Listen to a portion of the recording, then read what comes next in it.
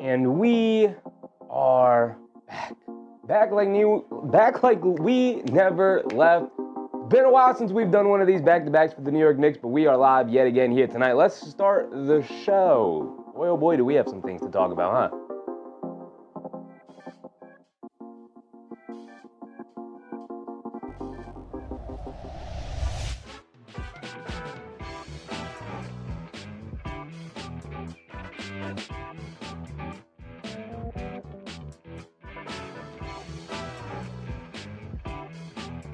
Taking on the Charlotte Hornets tonight. Am I worried about the Charlotte Hornets? Not really. Can the Charlotte Hornets beat the New York Knicks? I am a firm believer that any NBA team can beat almost any NBA team. And now I have to preface it. I used to say any, but now I have to preface it with almost because of the fact that Oklahoma City exists. So outside of them, whenever I'm talking this way, it's outside of them. I think any NBA team can beat any NBA team. We did see the Washington Wizards beat the Milwaukee Bucks, and I know the Milwaukee Bucks are sliding, and we got some things to talk about with the Milwaukee Bucks if you guys have been paying attention. But, you know, one of the worst teams in the league can be even a mediocre to average team, right? So if you don't believe the Knicks are a great team, and I don't believe the Knicks are a great team. I think they're a good team trying to learn how to be a great team. This was my opinion last year. This is my opinion this year. They're a very good team. They're not scratching great yet. They scratched the surface. They scratched the surface a little bit. They poked their heads over the top two great, but they haven't consistently sat at that table as of yet. So tonight they're taking on the Charlotte Hornets in the second night of a back-to-back. They are home. It is a Garden of Dreams, the Garden of Dreams night in Madison Square Garden. So it is a big, big night. All the young kids, all of the spectacle will be there in Madison Square Garden. The players feel the energy. The players should have a ton of pressure on them to perform tonight for all the kids that are going to be in attendance tonight. So the Knicks should come out, and by all accounts, we're very frustrated with the loss against the Boston Celtics. So they should come out angry, ready to go, ready to take them on. Mark said, Giannis, hey man, we might get to it. We might get to him. We might not get to him. We'll see how the night goes on. So by all accounts, the Knicks are going to have the advantage tonight. And Charlotte is going to be down a couple of, maybe not key important players the way their season has gone on. They don't have too many of those. Knipple feels like the only key important player for them. Rudy Pooty, appreciate you, Rudy. Daniel Berry Sports, David Oz Jr., Justice's dad, of course. My man Mark, appreciate everybody. Shout out to everybody in the chat. Right, Charlotte Hornets, they're not a very good team. We've played them 2 or 3 times already, even going back to the preseason. We played them a couple of times, so we know what to expect. We'll go through it. They are going to miss a couple of players tonight. But overall, any team can beat any team on any given night. So I need the New York Knicks to come out and dominate tonight. Not play well, not win. I need them to dominate. I need them to take out their anger tonight, which is why I'm rocking the Knicks sweater and the hat and everything. I'm rocking the Knicks attire. I have to send them all the energy. When they come off like a disappointing, upsetting loss, and I'm not, disappointing maybe is too strong of a word for me personally. I know maybe some of you guys in the chat were disappointed with the loss, but, you know, it took a night where Jalen Brown was one of his best games of the season, and it was Jalen Brunson's one of his worst games of his career, and it took all of that for the Knicks to lose by, what, 5 or 6? I know Mikal Bridges played out of his mind. That was great. We'll talk about it. We'll talk about it all. We'll cover everything. Tay Cowboys, what's up, Tay? Ricardo Broadway, what's up, Ricardo? Karen, of course, what's up, Karen? So we'll get to it all. We have some other things to talk about going around the NBA as well. We'll mention them because we like to do that as well. But we got some things to go over, and we'll get there in due time, but we're going to start where we always start, and that's with the captain. And normally, I don't have much to say about the captain. These are updated stats, by the way, updated earlier today. Paul Sterling, what's up, Paul? Appreciate you. Normally, I don't have too much to say about Jalen Brunson at this point in the season because we know what to expect from JB. We know what he's going to give us. We know what he brings on a night-to-night basis. But we got a little bit to talk about. Because of his last game. John Caller, what's up, John? Early memories of the New York Knicks for me were Willis Reed coming off the bench, switching to Sheffy for coverage. Appreciate you, John. Appreciate you, man. We have some things to talk about with Jalen Brunson. And it's nothing serious. Nothing major. It's just probably had the worst game of his career we've seen so far, especially his worst game in a Knicks uniform. I guess I can't speak too heavily on every single game he played when he was wearing a Mavericks jersey, but definitely the worst game we've ever seen him play wearing a Knicks jersey. He got picked on defensively. Couldn't buy a basket. Was 5 for 20 in the game. Couldn't hit anything. Was 1 for 7, 1 for 8 from three-point range. I don't even want to bring up the stats. We went over the box score last night. Not even worth digging deep into it with Jalen Brunson because it was all bad. I mean, it wasn't entirely bad. He did stack up 11 assists in that game. Only turned it over 2 or 3 times. Was kind of pushing it a little bit just because he was like, man, I got to get one of these shots to go down. But he missed floaters. He missed layups. He missed pull-up threes. He missed step-back jumpers. None of it worked for him. Absolutely any of it. 0% of it. Right? The Knicks lost last night because their best player did not come through for them. This is something that hasn't been said about Jalen Brunson.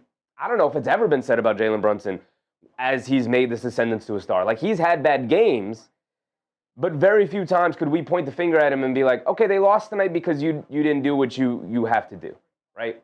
I think he had 11 points last night. Just a really bad outing all around. David said big trade incoming. We'll see. We'll talk about it. We'll get there. Let's focus on tonight first. Let's focus on the game first, and then we'll talk about the Giannis thing. We've got more than enough time tonight to talk about it, especially because I expect this to be a blow. I expect this to be an angry Knicks team. Mark said JB's going to go off tonight. Bank that.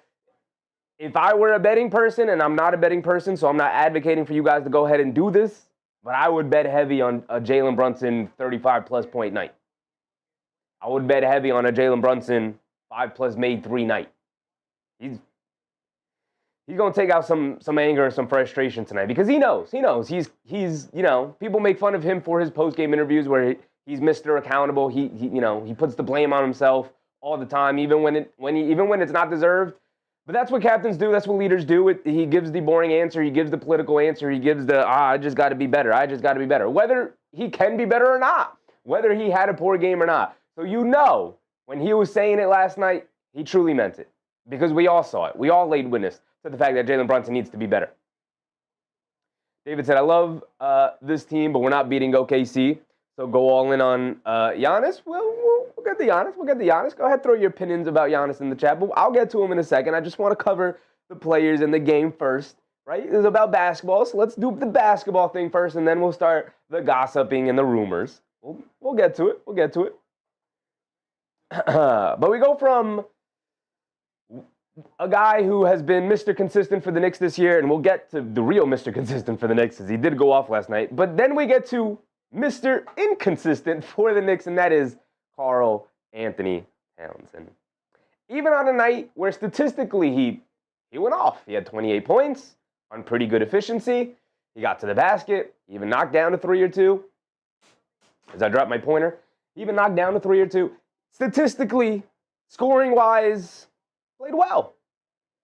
He was pretty bad defensively, had some bad turnovers, and very clearly early on allowed the officials and the physicality that the Boston Celtics matched him up with to get into his head and affect the way he played the rest of the game.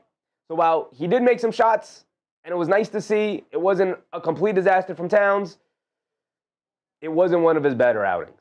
And I wrote here, Towns has been the epitome of inconsistent for the Knicks so far this year. He is due for a big shooting game soon, like a 5-made-3, 6-made-3 type of game. He's due for that soon. He is shooting 33% from three-point range this year. This is a guy who, for his career, is a 39-40% three-point shooter. So is he going to regress or progress back to the mean at some point and end the year at a 38-39% three-point shooter?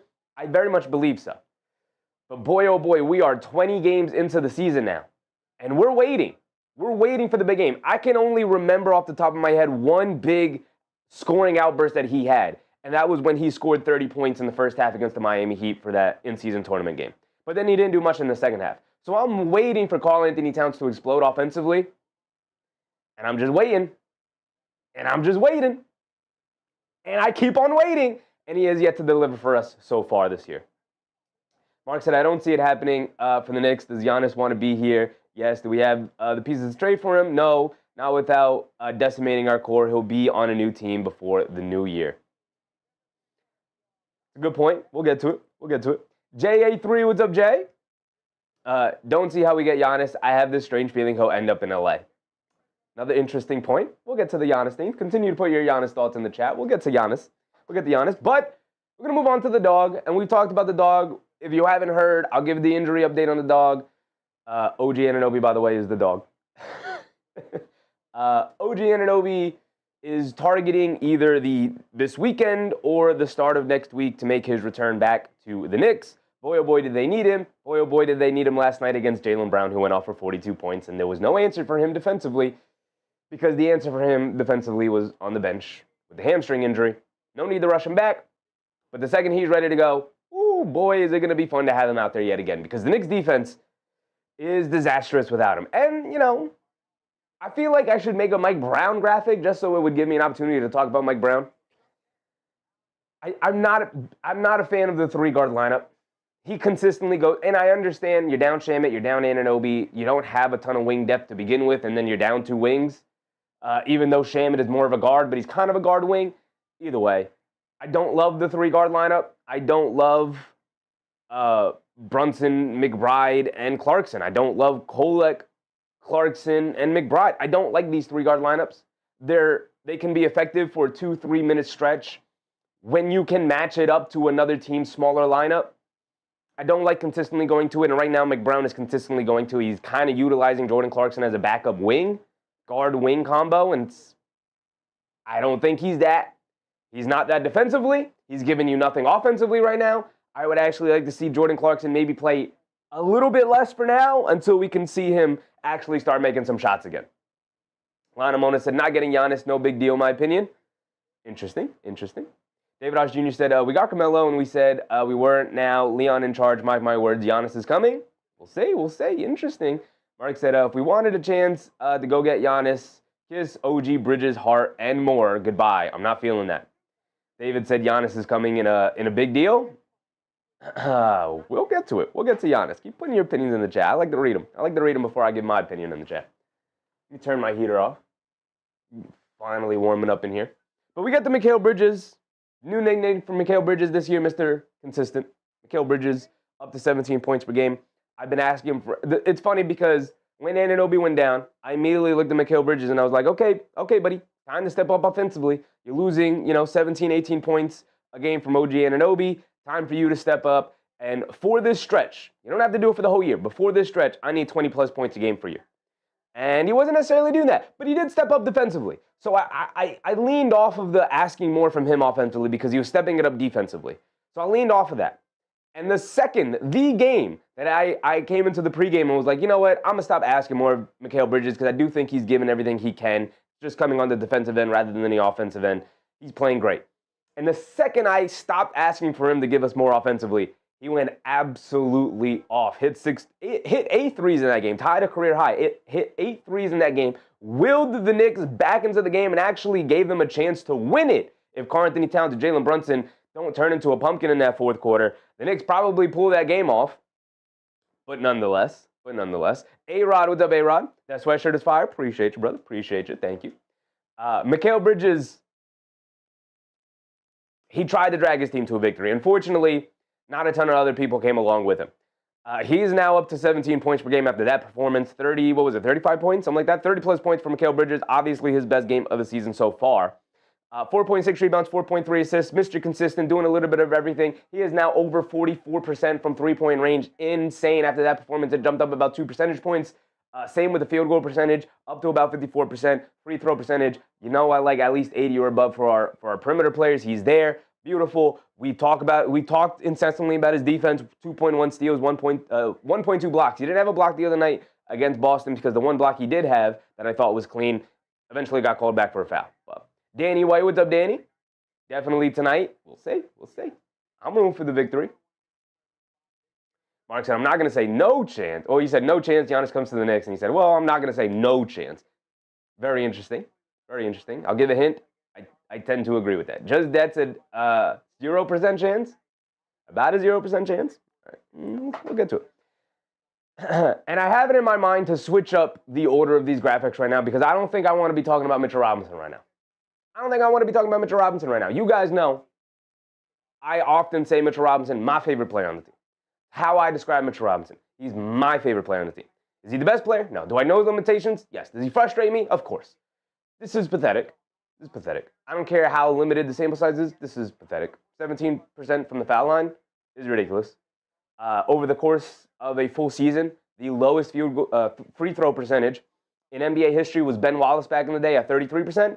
Mitchell Robinson is looking to shatter that record. He's sub 20 right now. That's pathetic. That's pathetic, right? I always say, give me at least 50, and I won't kill you for it.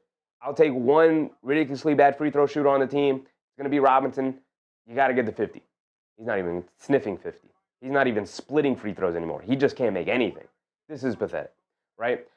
On top of that, not even giving you what you normally get defensively. I mean, he's averaging 1.1 blocks per game, fine. But he's not nearly the defender he used to be. His cardio just isn't there right now. The stamina isn't there. The rebounding, it's not dropped off a cliff, but the rebounding isn't as impactful as it is. And I wrote down here, if Mitchell Robinson isn't dominating games with his defense and his rebounding, he's just a flat-out liability out there. It's just because he doesn't really give you anything outside of that. So you guys know I love Mitch, so it's taken a lot for me to really criticize him right here. But the truth is the truth.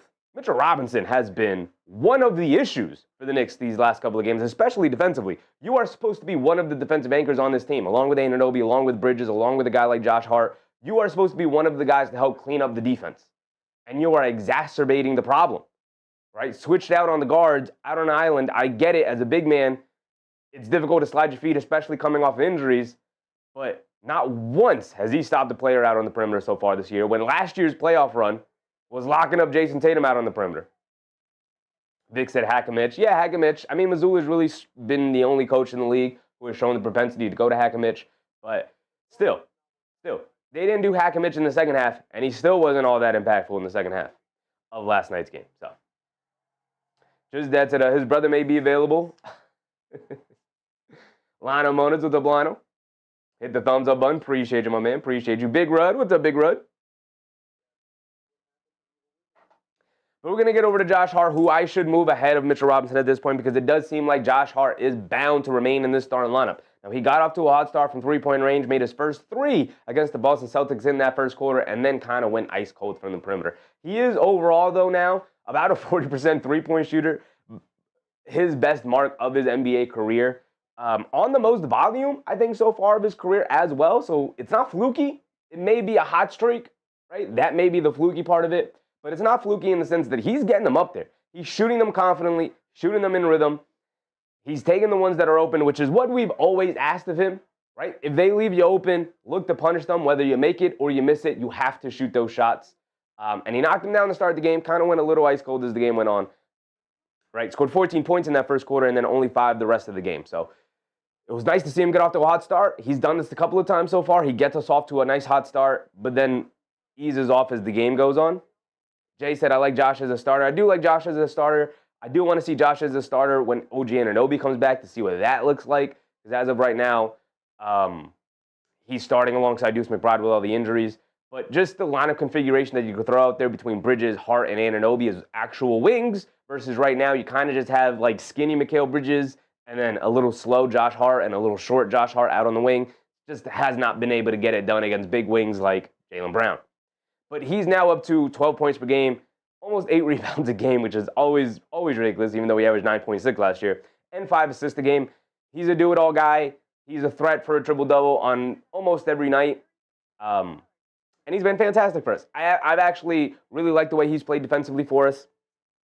And I'm always going to do the shout-out. Shout-out my guy, Peter Patton, the Knicks shooting coach, the Knicks' new shooting coach this season, has just worked wonders. I mean, this is ridiculous. This is a guy who shot about 33% from three-point range last year on very low volume. The volume is up, and the percentage is skyrocketing up. So, shout out to Peter Patton. Now we get over to Deuce McBride, the other starter for the New York Knicks. And Deuce McBride, he's been in fuego as of late. The three-point shooting is up to 44%, when previously it was down to like 36%.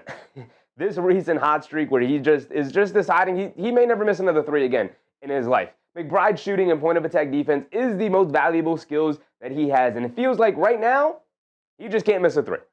He just is refusing to miss a three. He shoots it, and he's just yelling at the ball like, you better go in, and it's going in every time, right? He is just willing and demanding that the ball go through the basket, and it's going through every single time. You get the Jordan Clarkson. Do I want to talk a lot about Jordan Clarkson? Not really, because boy, oh boy, is he just in a major, major slump. Jordan Clarkson's actually the guy, is actually the reason why I wanted to update the stats now in the middle of the week. 44% from the field when he was at almost 50. 31% from three-point range. It has fallen off a complete cliff, his perimeter shooting. Clarkson is currently in a bad slump, and it's seeing his percentages plummet. His bad defense isn't helping either. He's not really contributing in any way because he's not rebounding at a high level. He's not playmaking at a high level. He's not really scoring at a high level, nor is he really even scoring at a medium level anymore. It's getting rough out there for Jordan Clarkson, and the Knicks, at some point, are going to have to start exploring the market for a Jordan Clarkson replacement, whether he's in the trade or not, because right now it's not really working out with him out there. It doesn't really seem to fit this team and this roster with what they're asking from him. David said, it's 20 games. I'm making my opinions. I waited. It's very fair at this point. Whatever you're feeling, however you're feeling, whatever you're feeling moving forward, we're 20 games to the season. We're a quarter of the way in, right? We are officially in December basketball. The season is in full swing. We are pretty much officially moved past small sample size, right? We are 20 games in. We have a decent sample size of most things. Now, obviously, injuries are going to skew some of those sample sizes, like the Knicks have played 8 games now without OG Anunoby, so that's going to skew the sample size of what the numbers say about their lineups with OG Anunoby. But they'll be getting them back. We'll get more knowledge as the games goes on. But at this point, 20 games to the year, we can start to have real opinions and real feelings about the team. Keenan Hart, what's up, Keenan Hart? The normal squawking voices are nattering about Giannis as usual. As usual. Although this time it feels very, very real. We'll get to Giannis. But we got Landry Shamet. No real update on Landry Shamet. Let's get OG Anunoby back, and then we'll start worrying about updates with Landry Shamet. It was 4 to 6 weeks before being reevaluated about a week and a half ago, right? So we're just going to have to wait a little bit more time, about another month. Maybe we'll see him in January for the new year. He may have played his last game of 2025. We may see him in 2026. So. And we get the Gershon Yabusele, and Yabusele's just been weird this year. And by weird, I mean bad. Because even with injuries on the wings to OG Anunoby and Landry Shamet, I thought, okay, time for Yabusele to step up and really show that he was a good signing in the offseason, right? But Yabusele continues to be the odd man out, whether the Knicks have wing injuries or not. And as his struggles continue with this team, his minutes continue to waver whether he plays or not. He continues to be the odd man out. It's very weird. Jay Hammer, what's up, Jay Hammer? Clark was emergency key without Shamet. Yeah, and he has not stepped up. As a matter of fact, he's been stepping down. He's been very bad as of late. But Yabusele, there's not really much to go over. Under 3 a game, under 3 boards, 0.5 assists. Not giving you anything statistically, defensively. The percentages are bad. But he's not even really getting playing time to really improve on these. But he's really not getting playing time because not really doing anything out there to demand more playing time. It's just, Jay Hammer said hug Porty better. Maybe, but I don't think the Knicks are looking for a big. I think the Knicks are looking for a wing. And at 6'8", he's more of a power forward center. He's more of a big man because he's a bigger body and can't really slide his feet as well. But you would have thought that he could fill in a little bit for the Anunoby missed minutes when Anunoby went down, and he's just giving us nothing. I got nothing for this analysis. I got nothing for Yabu. And you guys know me, if you've been here since the preseason, I was very high on this signing. I was like, oh, Yabusele might be a fan favorite from Knicks fans. He's going to get out there. He's going to get his highlight reel dunks, and he's going to be out on the fast break. He's going to knock down some threes. He's going to be like a mismatch nightmare when he's out there with Robinson as a stretch big. Or maybe you get Towns and Yabusele, then you go true stretch 5, but still not give up too much size with Anunoby and Bridges and a Brunson out there. And oh my God, that's a crazy lineup, right? And we haven't really seen it, but because he hasn't really demanded the playing time to experiment with it, right? It's weird. It's a weird situation with him because he was so much better than this last year. I don't entirely know what happened. He was actually pretty good this past summer with Team France, where he was the leader of Team France. Obviously, Wembanyama didn't play, Gobert didn't play, a bunch of French guys didn't play, but he was one of the French guys who is on the national French team when they're fully healthy and everybody's there. He's still on the team and he plays good minutes for them, but he was, at that point, the star of the French team, and he was damn good as the star of the French team, and then he comes here and he's a pumpkin. He's not giving us anything. K Hazy, what's up, K Hazy? Yabu can't dunk anymore? He just looks slow. He just looks slow. I don't want to be the guy pounding the drum of like, oh, he's out of shape. Oh, he just looks slow. He looks slow. He's not moving fast.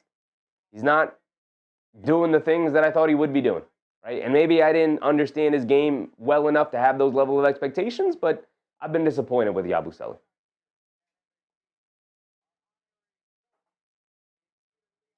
Hart said, Reddish needs to go to Boston with Anthony Black and Jalen Green so they can have white, brown, green, black, and reddish.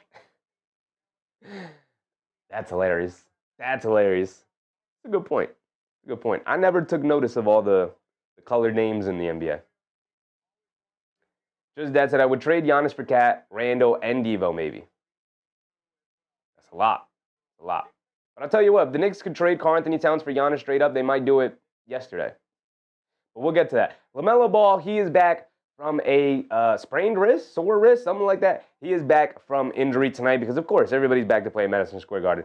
But he, whether he's back or not, doesn't really matter. Actually, might be a blessing in disguise for the Knicks because he's having a bad year.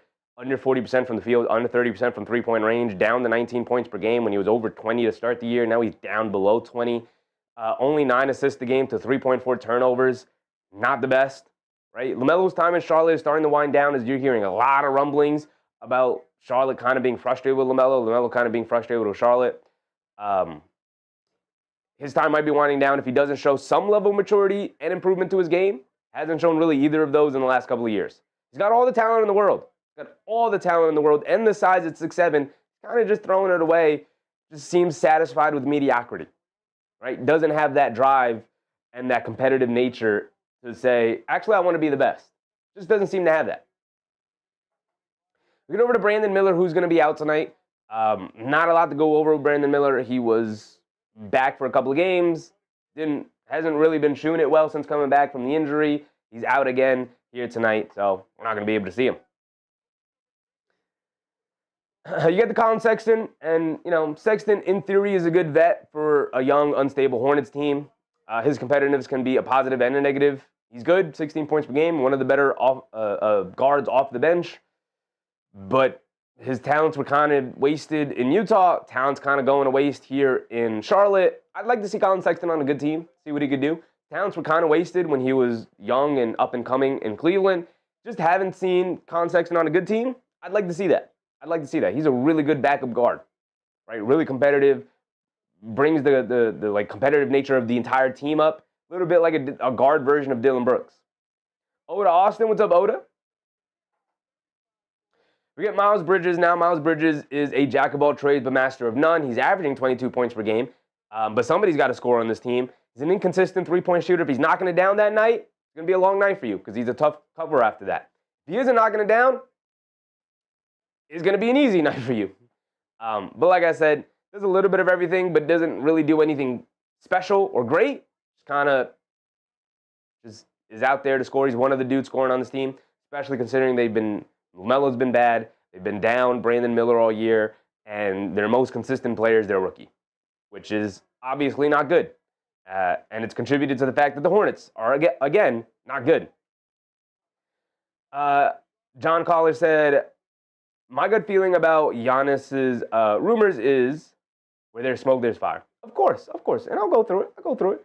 We'll get to Giannis in a second here. We have Grant Williams, who hasn't played all year so far, coming off the ACL injury. He's expected to return at some point this year. Trey Mann is also going to be out this year. Although Trey Mann, we talked about it before when the Knicks played the Charlotte Hornets. Just not a good year, a really down year for Trey Mann. It's just a lot of glut in the backcourt. Aries, what's up, Aries? Bounce back tonight. Let's get this win. Yes, sir.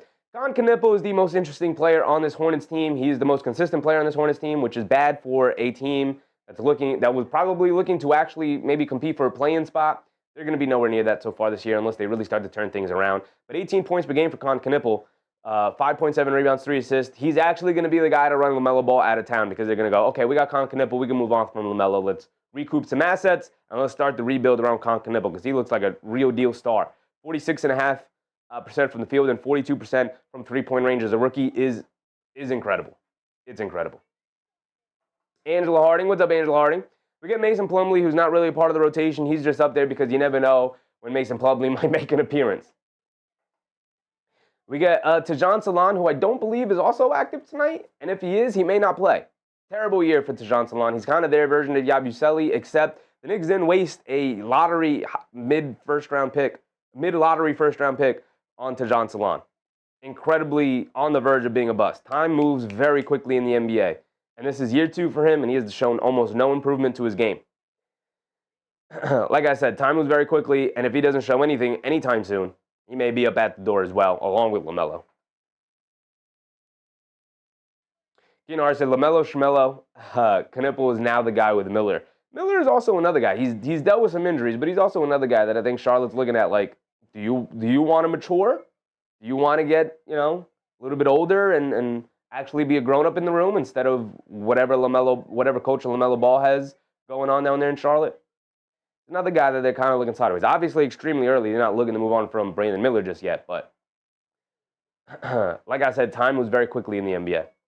And depending on how quickly Knipple grows into a legit star is how quickly they might look at Brandon Miller like, are you next? Are you next to be up out the door, or are you going to get with the program? Right? We're going to end it here with Ryan Kalkbrenner. Ryan Kalkbrenner, the rookie center, he's kind of been a revelation for the Hornets, who really came into the year without a real deal center. Like Mason Plumlee is their real deal center. They do have Musa Diabate coming off the bench for them, who is a good rebounder. Pretty much what he does, that's it. But without Ryan Kalkbrenner's development as like a legit rotation big in the NBA as a rookie, the Hornets really would have been without a big this year, which is it's scary that their organization was like, yeah, let's go into the season without a center, a real center. After they traded Mark Williams, they just did not have a backup plan. Thankfully, Ryan Kalkbrenner was there for them to grab. And we're going to end it with Giannis. Is Giannis playing tonight? No. Will Giannis play at some point wearing a Knicks uniform? Maybe. But if you have not opened up your phone as of late and seen the news, but apparently, Giannis and the Milwaukee Bucks over the next coming weeks are meeting to discuss the future of Giannis, whether that's going to be to remain with the Bucks or to be with another team.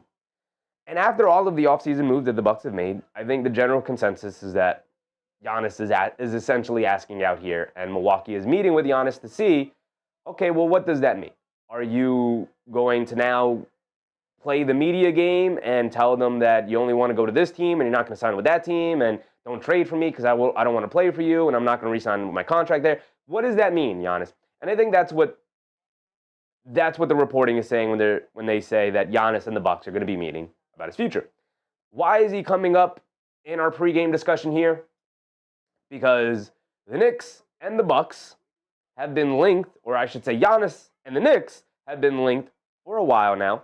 And especially it culminated this offseason when it was reported by multiple people that the Bucks and the Knicks had some preliminary discussions about what a Giannis trade would look like. And Ian Begley, before the game, one of the most trusted beat reporters for the Knicks, also reported that they were real offers. They weren't just spitballing and being like, hey, what do you think? I don't know. What do you think? I don't know. Maybe this? I don't know. That's not enough. It wasn't that. It was like, hey, if we're going to do this deal, it's got to look something like this, is what the Knicks offered. We can't strip our entire team down. And Milwaukee was like, well, we can't give you one of the three or four best players, one of the three or four best players. Luka's there too. So one of the 3 or 4 best players in the NBA, if you're not going to give us real stuff. Like, well, can we just give you Towns and maybe every other pick we have? And they go, no, it's not enough. Right? You're going to need to give us Towns and Anunoby, maybe Josh Hart, and then we could start. And then we could start from there and every other pick you own. And I think the Knicks were like, it's a little too rich. What are you leaving us with? You're not leaving us with with much. We got no center at that point, no like reliable center with Mitchell Robinson left, no stretch center, and then no like defensive wings outside of Mikal Bridges, who has a slender build and can't guard the bigger, stronger wings in the league. Like what is that doing for us, right? Like we're just taking a step back to maybe take 2 steps forward in the future. But with Giannis frustrated with how the season's going with Milwaukee this year, is he willing to take a step back this year to take 2 steps forward in the future? Who knows? It is a New York big market. Everyone always says that the Knicks want to, stars want to play in a big market. And with New York actually being a good basketball team now, again, and a well-run basketball team, does that mean that Giannis is like, you know what, just get me to the Knicks and we'll figure it out from there? Who knows? Who knows?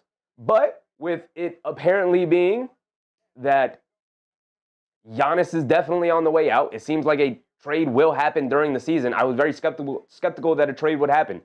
People have asked me about Giannis all year long because of the summer reports that the Knicks and the Bucks had preliminary discussions. It makes sense that Giannis would demand a trade in season after apparently, I think Windhorst talked about it, kind of asked for a trade in the offseason, and they were like, well, we'll see what we can do. And then they didn't trade him, came to the year, tried to be professional about it. And I think at this point is just like, just get me out of here. It's not working out. They lost 7 games in a row, and they won 1, and then they lost a really embarrassing game to the Washington Wizards. So I think Giannis is just kind of done with it, and I think he just feels like, let me get out of here. Rafael Torres, what's up, Raph? So I think he just kind of wants out. P Shooter, what's up, P Shooter? P Shooter Banks, what's up, P Shooter? Right? I think Giannis just wants out. I think his preferred destination is the Knicks. Do the Knicks have anything to offer? I guess is the thing we also need to talk about. Do the Knicks have anything to offer to the Bucks and still keep a championship contending team this year? I don't think so. I think the only way you could do this deal is if you could somehow convince the Bucks to take, not even if you convince them to take just Anunoby and Hart and every young player they have and every remaining pick that they have and give them all the pick swaps that you have available to you, even if you did all of that, you're not trading Giannis Antetokounmpo for OG Anunoby and Josh Hart and a bunch of small things. Not happening, right? Not when you have the Thunder out there with possibly 3 lottery picks this year and 1 million more picks in the future. Not when and yes, I said OKC. If they wanted to get Giannis and not completely strip the roster, they could do that. That's how ridiculous OKC is right now. You've heard me rant about OKC before. What's stopping the Spurs from saying, okay, we'll give you Castle and a bunch of picks, maybe Vassell, and you give us Giannis? What's stopping the Denver Nuggets from saying, hey, you want Aaron Gordon and Payne Watson and Christian Brown, and you give us Giannis, and we pair Giannis with Jokic, right? What's stopping the Lakers from saying, hey, you want Austin Reeves, who's averaging 28 and 8 and is going to be a legit all-star this year? You want him? And a bunch of other whatever miscellaneous pieces? That's better than anything the Knicks could offer. Those are legit star players that other teams could offer, along with a bunch of with a big pick package in order to get them, right? George Jones, what's up, George Jones? Nick Yak. The only way Giannis could find himself on the Knicks, we're getting ready for the tip-off already here. The only way Giannis could find himself on the Knicks is if he comes out to the media and he says, get me to the New York Knicks and nowhere else. That is the only way. Get me to the Knicks, nowhere else. With that being said, I'm going to retire the Giannis talk for now, and we're going to get to the game as the New York Knicks win the tip, and Brunson is going to bring it down. Same starting lineup for the New York Knicks, right? To be expected. Brunson looking for a bounce-back game after probably his worst game wearing a Knicks uniform in his entire career. Brunson driving it down, little fall-away jumper in the paint. Can't get it to go. Not a good shot selection so far to start. And Zion James bringing it down, gets it over to LaMelo Ball. Back to James, swings it over to Bridges, being guarded by Bridges.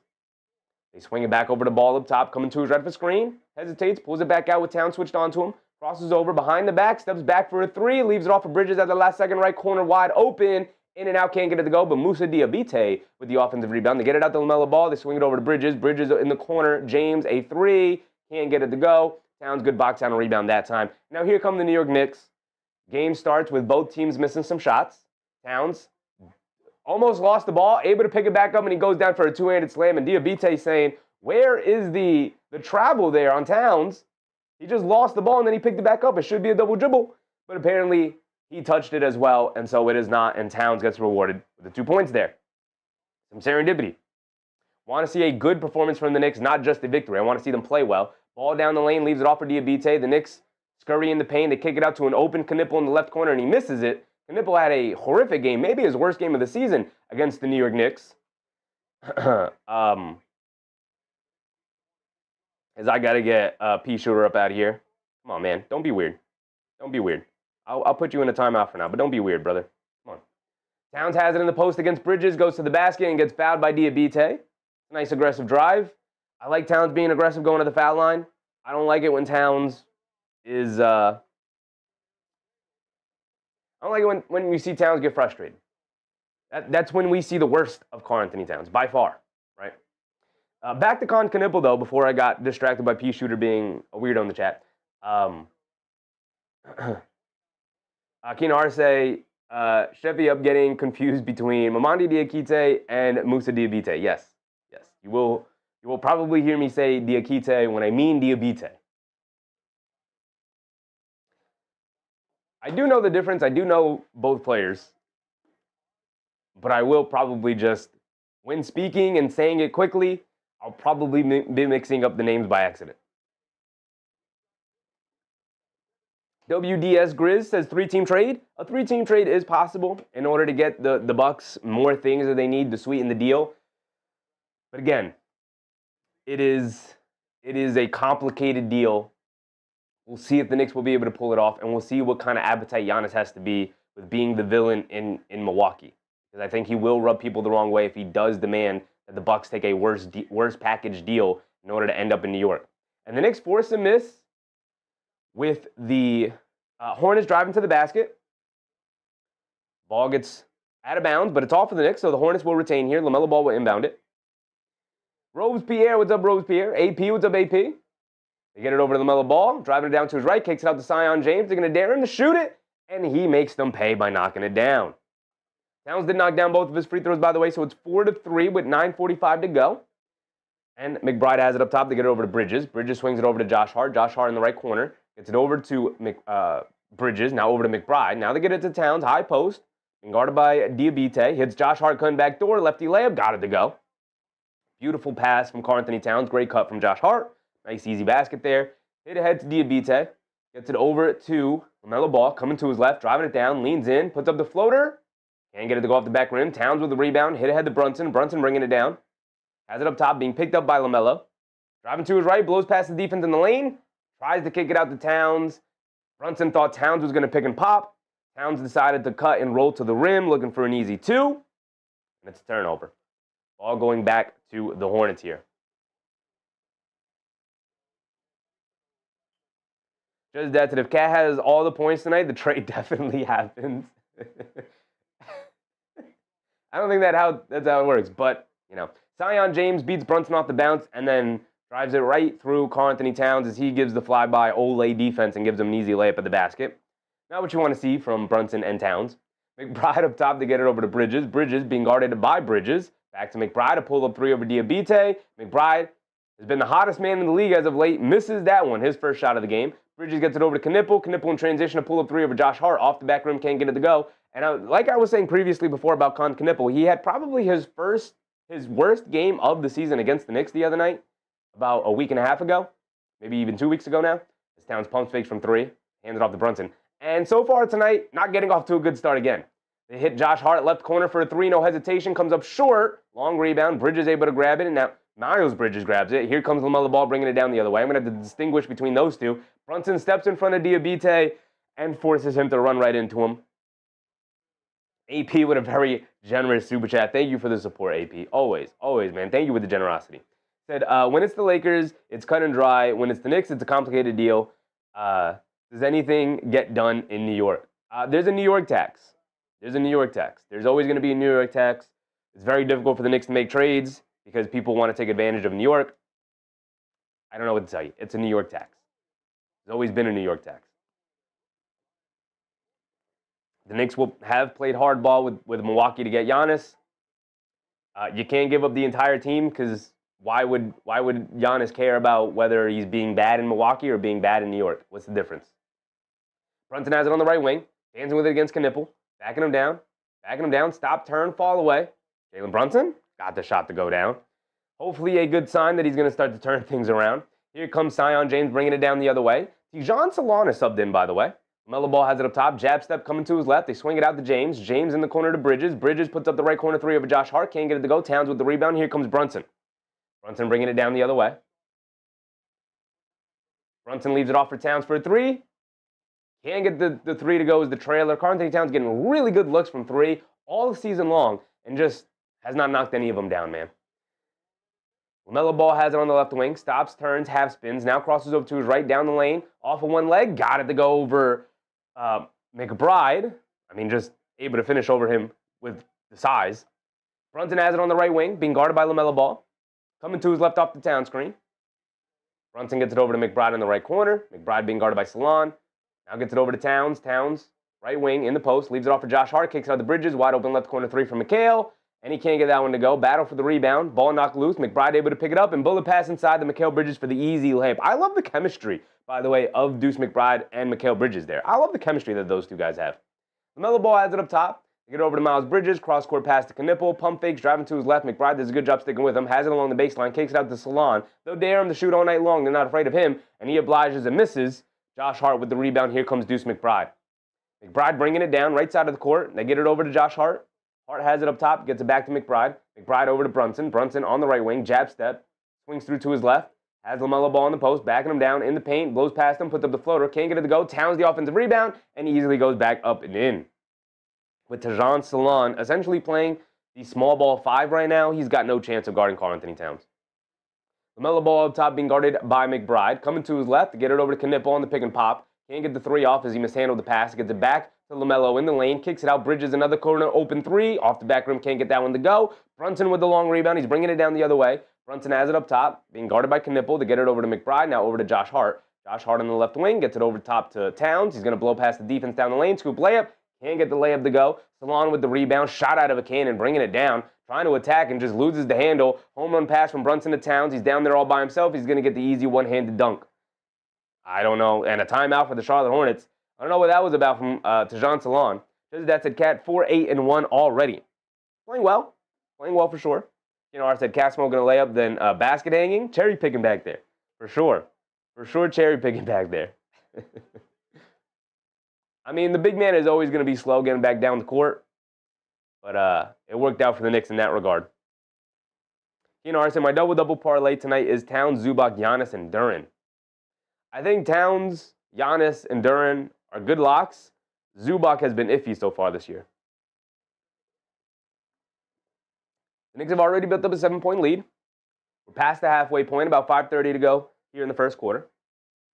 Chi-Chi. What's up, Chi-Chi? After watching OKC last night and the way they play defense, watching the Knicks allow 4-foot and 6-foot players to get points in the paint, sorry, but the Knicks don't stand a chance. Brother, who stands a chance against OKC? Do you think this is some revelatory thing you figured out? Like, actually, OKC, guys, I just figured it out. OKC is actually really good. I think we all know that OKC is by far the favorite. They have a chance of setting the single-season record for most wins, Chi-Chi. They may win 74 games this year, and that's not hyperbole. They may win 75 games this year. They may win 80 games this year. Until they lose 3 games, 80 is on the table. They are, what, 20-1, 21-1? They won the other night again, right? We know this, brother. We know this.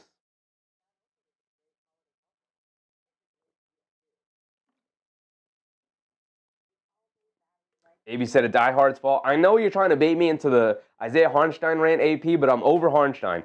Get him out of here. I don't want to talk about Hartenstein. I just want him out of my life for good. Right? The crazy thing is that OKC doesn't even appreciate Hartenstein. The second they find a center who is cheaper, who can replicate some of what Hartenstein provides, they are getting his big expensive butt up out of that city. unless he comes back on a big deal, on a big discount. Which he may. He may come back on a discount because he actually never wanted to be a Knick. And anybody who is like, salute Hartenstein, he played his heart out for this. No, you're getting me on my Hartenstein rant, AP. I don't want to go on the Hartenstein rant tonight. I'm telling you, man, they drafted Thomas Sorber out of Georgetown. He is out this year for the full year. He's out for the full year, Thomas Sorber. If they place out Thomas Sorber next year, and Thomas Sorber actually turns out to be a good rotation big, they are getting Hartenstein up out of there so fast. They are getting him up out of there so fast. They will prioritize the guys that they have drafted over Hartenstein. Thanks for the championship, Hartenstein. Now get out of here. We don't need you. And the fact that he doesn't see that is sad. Zion James, as we're back into it, tried to hit Tejan Salon in the corner, and he just mishandles a clean pass. Slips right out of his hands, out of bounds. Salon getting off to a terrible start tonight. Yabusele is in the game, along with Brunson, Bridges, Towns, and Clarkson. Bridges gets it over to Clarkson. They get it into Towns. He's being guarded by James, backing him down in the paint. Steps through, goes up against Ryan Kalkbrenner. Can't get it to go. Goes up again, gets blocked by Kalkbrenner. Loose ball. They save it right into Towns. Pump fake. He's in the paint, goes up again, and this time gets it to go down, and Towns flexing. Brother, just get the layup. He's a rookie. No need to flex on him. And then immediately the Hornets turn it over. They're a bit of a mesh right now. Brunson gets caught, kicks out to Yabusele. Yabusele sprays it over to Bridges, driving to his right. Along the baseline, kicks out to Clarkson. Jab step, puts up the left corner three. Jordan Clarkson continues to misfire from three-point range. Boy, oh boy, has he been bad as of late. Here comes LaMelo Ball bringing it down. Seemingly continuing yet again here tonight. Ball has it up top, being guarded by Bridges. Coming to his left, they show two. Now they spray it back out. They get it over to Knipple on the right wing, being guarded by Bridges. Swings through to his right, spins to his left, kicks it out to Salon. They're going to dare Salon to shoot. Boy, oh boy, they're not afraid of him. Clarkson with the long rebound. They're bringing it down. Clarkson has it on the right wing, being guarded by Knipple. Crossing over to his left. Pulls it back out over to Towns. Towns has it up top. Coming to his left, hands it off to Bridges. Bridges sprays it out to Yabusele. A right wing three for Yabu. Too strong, can't get it to go. Kalkbrenner with the rebound, and now here comes the Hornets. Knicks in with a 9-point lead here, 16-7. Neither team playing particularly well. But the Hornets are just especially bad. LaMelo Ball has it on the left wing, being guarded by Bridges. Coming to his right up the Kalkbrenner screen. Driving it down, sprays it in the corner to the Salon. Again, they're going to dare him to shoot. This time he makes them pay by knocking down the three. I mean, eventually it was bound to go in. They gave 3 points to the wrong side. It's 16-10 here. There we go, 16-10. Yabusele gets it up top to Bridges. Now over to Clarkson, driving to his right, behind his back to his left. Lobs it up top to Towns. A bad pass, but he's able to corral it. Being guarded by Knipple, spins along the baseline, spins back, shovels it over to Clarkson, comes up short on the floater. And now here come the Hornets bringing it down the other way. Clarkson continues to struggle, whether it's floating range, whether it's layups, whatever it is. Spray it out to James, inside the Kalkbrenner. Kalkbrenner kicks it out to LaMelo, a straightaway three. He's open. Can't get that one to go. Long rebound, Towns able to grab it. Now here come the Knicks bringing it down the other way with 3 minutes to go. Brunson has it on the right wing, being guarded by James. Huck Porty's at the scorer's table, getting ready to check in. Brunson backing down James, steps through, lefty layup. Got it to go, JB, finally. JB back up on the board yet again. Nick Yak said if he didn't get hurt, they were not picking up Hartenstein third year. Yeah, yep. LaMelo crossing over, kicks it in the corner to Knipple. Good open three for him. He still can't get him to go down. The Knicks catching the break with Con Knipple playing terribly against them these past couple of games. Brunson has it up top, dancing with it against LaMelo Ball. Gets it over to Bridges, a right wing three from Mikal Bridges. He can't get it to go. Seems like maybe he used up all that three-point magic against the Celtics last night. Missed his first 2 shots from 3. LaMelo Ball, double crossover against Clarkson, puts up the floater off the back rim, can't get it to go. They almost turn it over. Brunson, beautiful tip over to Clarkson. It was a little off, but then Clarkson just rolls right to the rim and gets the layup to go as Tejan Salon he was in no man's land. He just stood there and watched him. The Knicks now up by 10 here, a 12-3 run for them over the past 5 minutes. I mean, they scored 12 points in 5 minutes. That's not impressive. LaMelo Ball almost turns it over again. Actually, he does turn it over. Towns picks it up, home run past the Bridges, and the Knicks starting to open it up here. 22-10. The Hornets have looked horrendous. And Con Knipple has it up top, being guarded by Clarkson. Knipple Still dancing with it. Now coming to his right. Going past Clarkson. Easily gets into the lane. Throws up the floater and gets it to go down. And a timeout from Mike Brown. Please, Clarkson's been so bad on both sides of the court. Like, I think it's been exceptionally bad. It's been exceptionally bad from Clarkson. Both offensively and defensively. If he was decent offensively, I would be more inclined to look over his defensive shortcomings, right? But you can't be bad defensively and then not give your team anything offensively. Kevin PK, what's up, Kev? Robespierre said Kalkbrenner is German for Chalkburner. Interesting.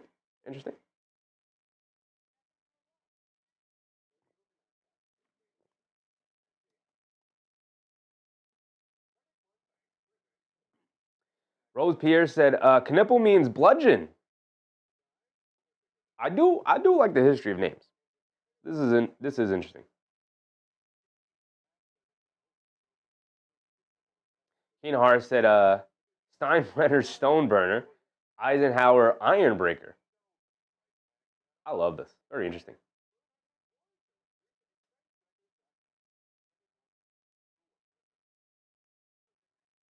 Chris Kahn said, how come no one told me we were going to play tonight? It's up on the channel. It's up on the channel, brother. Room is made the day in advance. Most times. Sometimes I miss out. But most of the time, including this game, room is made in advance. If you want to know when we go live, check the Knicks schedule.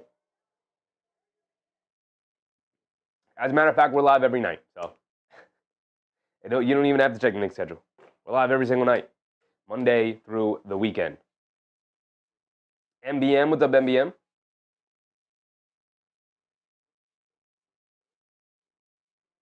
Keenar said, and shrimp means underrated forward. Hilarious. Mark said, I always thought Canoopul. That's how it's pronounced. That's how they pronounced it at Duke, I thought. Every announcer I've heard has been pronouncing it Knipple.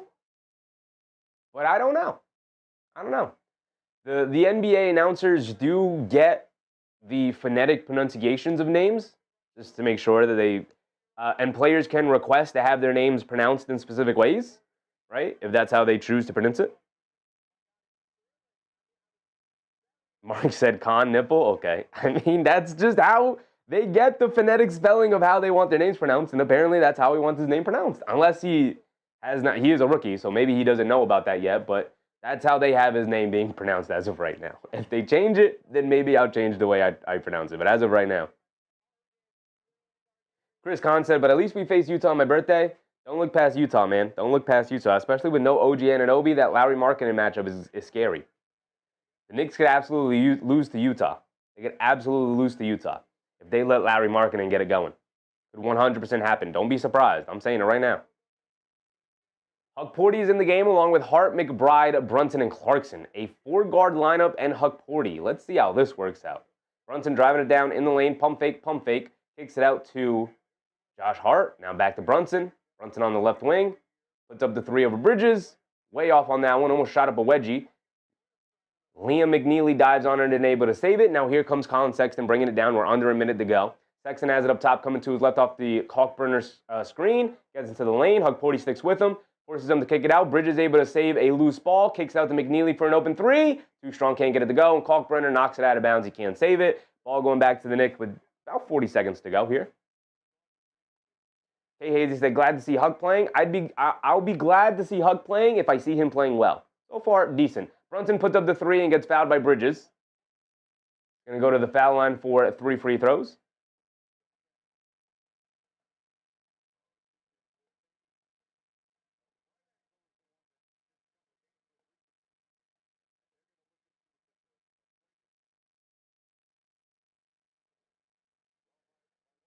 MBM reminding people to like button. He said, light up the like button for the culture. Appreciate you, MBM. Appreciate you. If you're enjoying the show so far, go ahead and leave a like. I'd very much appreciate it.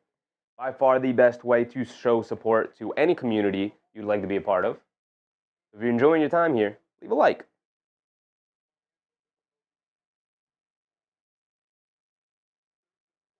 Jalen Brunson will be at the foul line for 3 free throws. The refs are going to the monitors to review it, see if it's a possible flagrant. I don't think it was. Just a normal foul. Send him to the foul line for his 3. Let's keep this thing moving. It is a flagrant foul penalty one. What do I know? They are going to upgrade it. So Brunson will be at the foul line for 3 free throws, and the Knicks will get the ball back. It will get a possession alongside the 3 free throws. All you got to do is knock down your 3 free throws. You know, I said, I'll like the like button if Sheffy says Diabate. Diabate? Diabate. But if he says Diabate, again, I won't. Okay, Diabate. Diabate. I got you. I got you. Diabate. Again, players have the power to change the pronunciations of their name from the announcers. The announcers have the phonetic spelling right in front of them. Brunson knocks down the first one. He's got another one coming. If he wants a Diabate, then it's Diabate. But if you want Diabate, then I'll call him Diabate for now. Brunson misses the second one. JB, you got to knock down your free throws, brother. Come on. Come on. He's in a slump here. He had a bad game against Toronto, and then he had a horrible game against Boston. He does knock down the third one at least.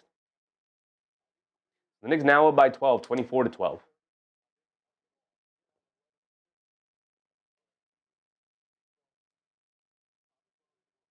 Angela Harding says this game is slow paced. It is slow paced. It is the Charlotte Hornets. Didn't expect much to come out. I expected the Knicks to come out and roll this team, and so far they have. The Hornets have just made it very easy for the Knicks. Brunson has it in the right corner. Coming to his left. After he made 2 of 3 free throws, puts up the mid-range jumper, can't get it to go. Hugporty with the rebound, back out to Brunson. Brunson being guarded by Sexton. Brunson pulls it out, gets it over to McBride. McBride dancing with it against Sexton. Shot clock winding down, puts up the 3. Deuce McBride continuing his hot streak from 3-point range. Every time he puts it up, it feels like it's going in. Knicks now up by 15 with 5 seconds to go. Sexton's going to dance with it against Hugporty, puts up the 3 over him. Too strong, can't get it to go. McBride, a good box out and rebound, and that will end the first quarter here. 27-12. I would like to give compliments to the Knicks defense, but at the same time, Charlotte has made it very easy for the Knicks. Even when the Knicks have left them open from 3, they are breaking it up. Whether it's Miles Bridges, Tejan Salon, even Con Knipple, their best shooter on the team. LaMelo Ball, nobody really consistently knocking down anything. They only scored 12 points in that first quarter. And I wouldn't even necessarily say it was because of the Knicks' good defense. The Knicks didn't play bad defense, but oof. Rose Pierce said, this is an educational channel. I do love this. I do love that conversation. I read it. I didn't have to read it out loud because it didn't necessarily have anything to do with basketball, but I did like reading the comments, y'all. Foong Pei, what's up, Foong Pei?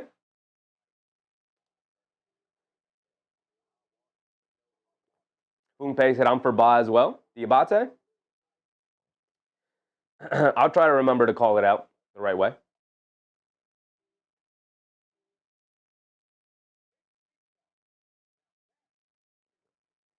AB said, we should play the Charlotte Hornets for the rest of the season. Where was this team yesterday? I don't even think they're playing well, though, AP. I think the Hornets have been playing that exceptionally bad tonight. This is one of the worst games I've seen a team play so far this year. Right? And we watched the Wizards. And we watched some really bad teams. This is one of the worst teams I've seen play this year. They're actually... I did watch a New Orleans Pelicans game, but in the preseason. That may have been the worst game I watched all year. But this one, this Charlotte Hornets performance tonight, tough. It's tough. You know, I said I am a singer, and some of the time I have to sing in German sometimes, so I know the pronunciation, how to pronounce it well.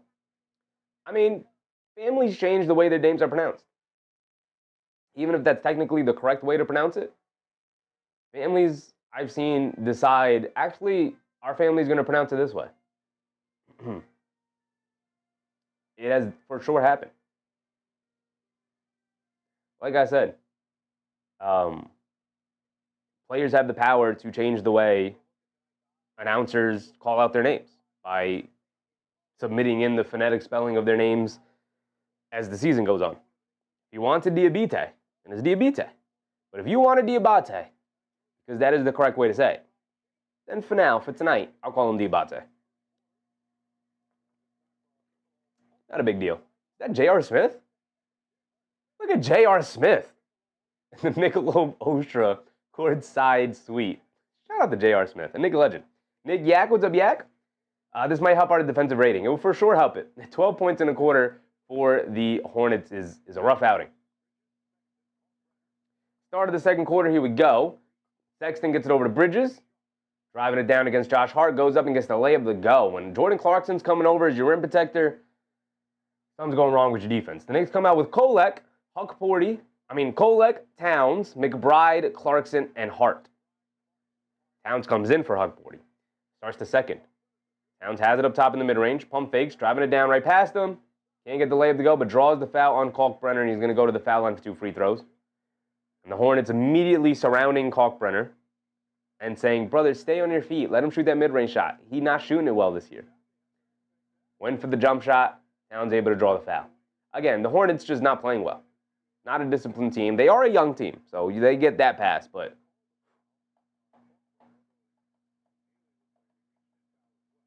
Pay said, thanks for sharing proper pronunciation, by the way. I do like that you guys share that information. Whether people want to be called by the proper way of pronouncing it or not, I do like that you guys let me know what the proper way of saying it is. Towns knocks down the first free throw. He's got another one coming.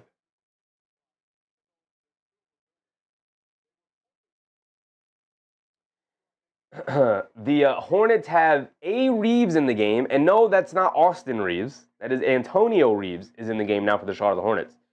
A young team with not a lot of depth, dealing with a ton of injuries, and they are out there with Sexton, McNeely, Kalkbrenner, Miles Bridges, and Antonio Reeves. Miles Bridges spots up for a three. Too strong, can't get it to go. Josh Hart with the rebound. It's 29-14. Forgot to give Miles Bridges credit for that layup. McBride driving it down, shoots up a layup. Got it to go, McBride. A rare drive and finish produced McBride. Not a strength of his game whatsoever. McNeely bringing it down, coming to his right off the screen. They get it over to Bridges. Bridges driving it down against Hart. Has him in the post. Kicks it out to McNeely. Back to Bridges. Bridges. Backing him down. Spins along the baseline. Throws up a righty hook. Got it to go. Good manipulation from Miles Bridges there. Here comes Kolek bringing it down now. Kolek leaves it off for Clarkson. Clarkson blowing past the defense in the lane. Tries to put up a lefty floater over McNeely. Terrible shot attempt for Clarkson. Got blocked by him. Sexton blowing past the defense. Scoop layup with the right hand. Got it to go. And it's back to a 13-point game, 31-18. Just under, as I never restarted the timer. My bad. Approaching the 10-minute mark here. Josh Hart fires up a right wing three. Too strong, can't get it to go. Towns saves the loose ball rebound. Over to Clarkson up top. They get it over to Kolek. Kolek's going to fire a three. Line me up. Tyler Kolek up on the board with a made three. Love to see it.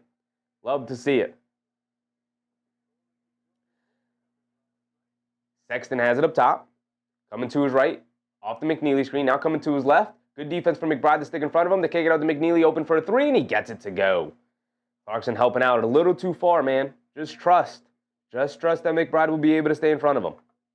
Towns has it up top, being guarded by Kalkbrenner. 34-21, 13-point lead for the Knicks. Hands it off to Clarkson, driving to his left. Pulls it back out, hands it off to Hart. Hart gets it over to Towns. Towns up top, being guarded by Kalkbrenner.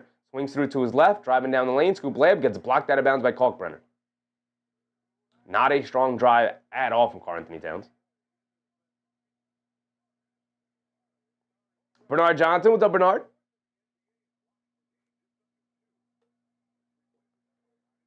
Mark said Ducey's not in a slump. One of the few players that isn't. Jalen Brunson entering a slump as McBride knocks down a left corner three. Boy, oh boy, do I love seeing McBride hooping, man. Right now, he just can't miss. To me, McBride needs to stay in the starting lineup because every time he's been in the starting lineup for an extended period of time, this is the kind of shooting you get from him. As Clarkson causes a turnover there. Good defense from Clarkson, good hands. Knocks it out of Sexton's hands, and the Knicks pick it up. Clarkson has it on the right wing. Gets it over to Josh Hart. Gets it down low to Towns. Has them sealed. And he gets the layup to go over Antonio Reeves. Gets the and one. Towns going to the foul line for one more. Good pass from Josh Hart. Towns at the foul line for one more.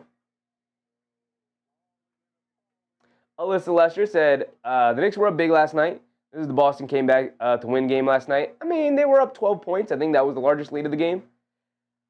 So they weren't necessarily, I wouldn't classify that as being up big. I think 12 points is a pretty, normal amount to be up.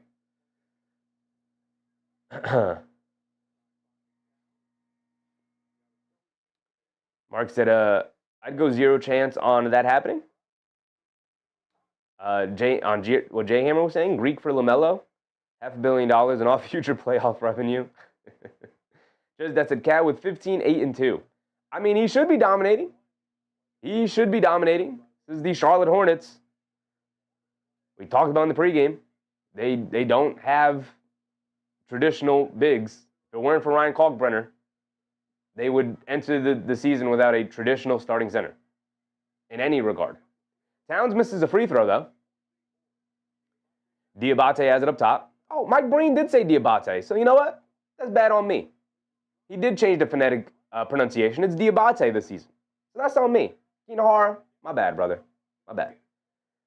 The commentary, they have changed the way they say it. It's Diabate. Thank you for that, Hara. See? Sometimes you got work. You just got to trust people. Towns has it up top on the right wing, being guarded by Diabate. Gets it over to Josh Hart, coming back door. They swing it around. Kolek extra pass to Towns. Towns extra pass to Clarkson. You got to knock it down, Clarkson. Beautiful ball movement. And, of course, Jordan Clarkson misses terribly. Miles Bridges hit the floor hard. Gets up slow. Now he's bringing it down. Everybody always feels better when you get the ball in your hands playing offense. They get it over to Reeves. Left wing 3 for him. He's open. Off the back rim. Can't get it to go. The Hornets continue to be absolutely horrendous from the field. And Clarkson bringing it down. Dancing with it against McNeely. Clarkson in the lane, pump fakes, gets caught in the air, leaves it off for Josh Hart on the right wing. Josh Hart down low to Towns, being guarded by Diabate. Stops, turn, drop step, right hook off the glass, got it to go. Good classic big man move. As the Knicks are now up by 20, 21-41. 7:40 to go. Sexton bringing it down against Kolek.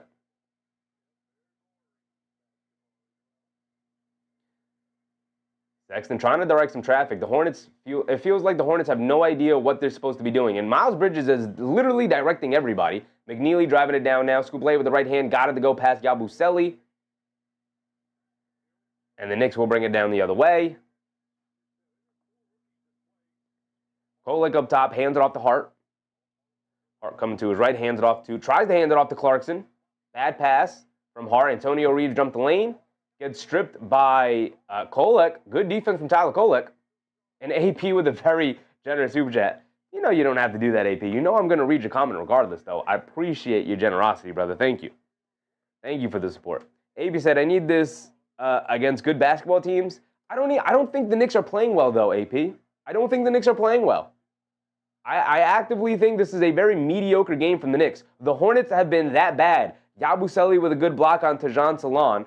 All that is a pump fake, Salon. All that is a pump fake. Great play from Yabusele, but all Salon has to do is hit a pump fake, and Yabusele's running right into him. He's drawing the foul there. I don't think the Knicks are playing well at all. I think this is a very average game from them. They scored 27 points in the first quarter. Okay. They should be averaging like 33 points a quarter. So it was actually a subpar first quarter. The defense wasn't even that good. The Hornets are literally just that bad. They're just that bad.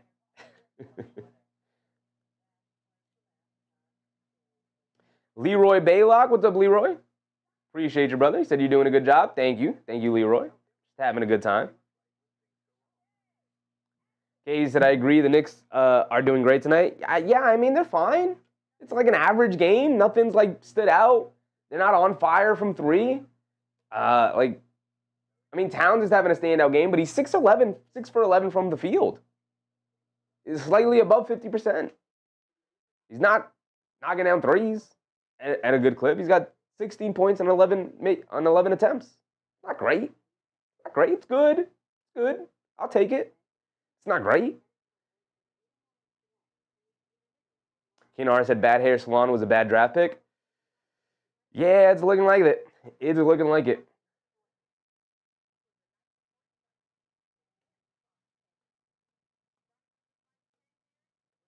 I want to see a good Yabusele game. I want to see a game where Yabusele is like 15 points off the bench.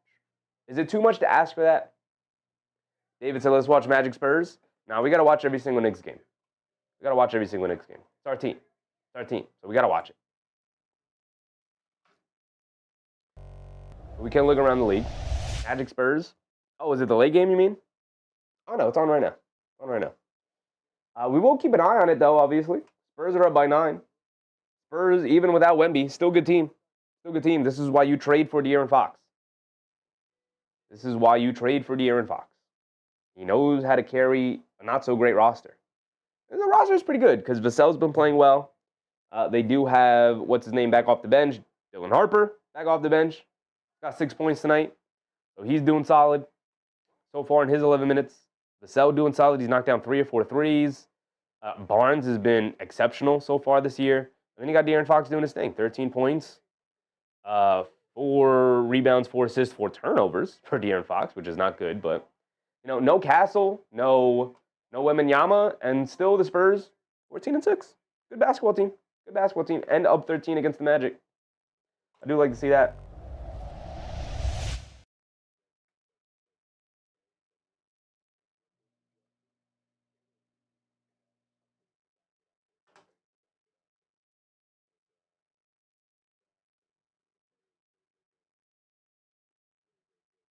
Jay Hammer said, I think Yabu does not have enough friends on the team. I think the chemistry is off. I mean, he's got some of the French guys. He's got Diawara. He's got Gaudier. He's got some French guys on the team. Some French kids he could take under his wing. Bridges is a very friendly dude. You see him hanging around with Tyler Kolek a lot. I think it's fine. I think it's fine. Did he have a ton of friends with the 76ers last year? I don't know. I don't know about that, you know? David, what's up, David? I can't remember the last time the Hornets were good. Oof. Oof. Good is a strong word. I mean, even just like above average, you'd have to go to maybe the Kemba Walker days early in his career. Maybe. They were above average, but I wouldn't call them good. I don't know. LaMelo Ball drove to the basket and drew a foul. He knocked down both free throws, and Jalen Brunson will bring it down now.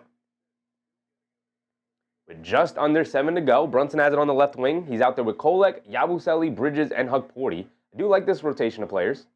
Kolek in the lane. They swing it over to Bridges. Bridges being guarded by Knipple. Closes the airspace up top to Brunson, dancing with it. They get it over to Bridges. A right wing 3 for him.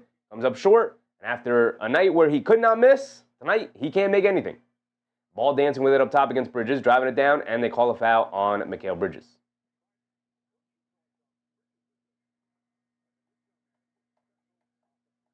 Kwame Robinson, what's up, Kwame? Hey, Hazy said the Hornets are cursed.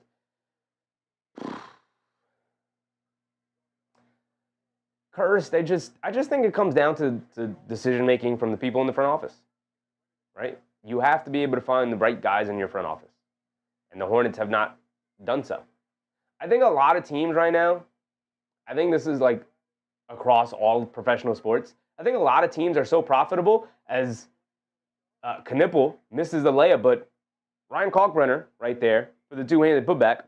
I think there are so many teams, professional sports now are so profitable for their owners that I think they're fine being mediocre and never like excessively spending to get great or even good, as long as they can just continue to, as Kolek knocks down another 3. Maybe I should shut up and watch the game.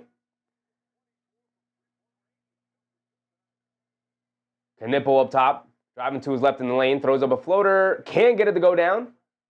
But Kalkbrenner right there for the rebound and putback. Hugporty, you got to at least put a hand up and maybe even use a foul there. Don't give him the easy putback. Don't just stand there and go, damn, I gave him the offensive rebound. He's going to put it back up and in. No, just go up there and slap at his arm and give him a foul and send him to the foul line or something. Come on. Bridges coming to his left off the Hugporty screen. Step back, foul line, pull up 2. In and out. Halfway down, but he can't get it to stay. Pops right back out, and now here come the Hornets.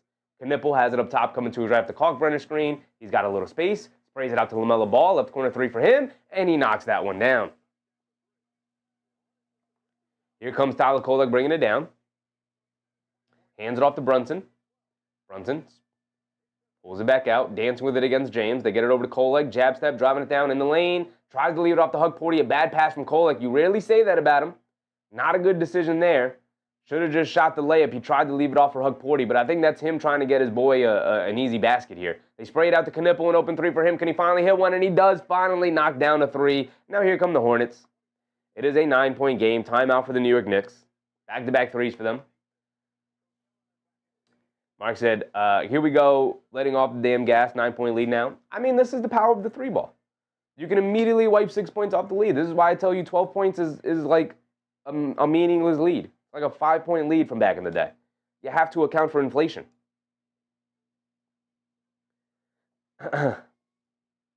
Stephen Smith or Steven Smith? Kemba Walker, you said Dikembe Walker? Did I say Dikembe Walker? I meant Kemba Walker. Keenar said, it's good, you're rambling, reflects what is actually going on in the product, not compelling in the current era. Kolek is Tyler McConnell 2.0, T-Mac? Maybe. I mean, so far he's in his early career, he's shown the propensity to be a better three-point shooter, but not nearly as good as a mid-range shooter. I mean, McConnell is deadly from that mid-range. You know my feelings about McConnell. I love TJ McConnell's game. Ricardo Brothway, always have, by the way, even when he was back on Philly. Always have. Even back in his days at Arizona, I've always loved McConnell. Jay Hammer said Miles Bridges versus Miles and Bridges. I didn't even put that together either. You got Miles McBride out there and Mikal Bridges constantly switching on and off of Miles Bridges. Rose Pierce said, are the Hornets the Giants of the NBA?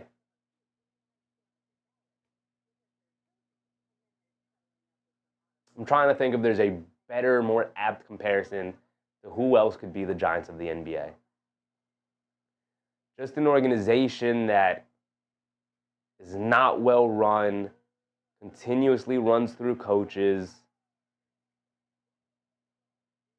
I mean, there's a couple of teams we could point to, right? We could point to the Wizards. But I think the Wizards are so bad. I think the Giants are bad, but they're not like the worst team in the NFL. Mark said, the Wizards are. Yeah, but there's got to be some hope, right? Because the Giants have some hope.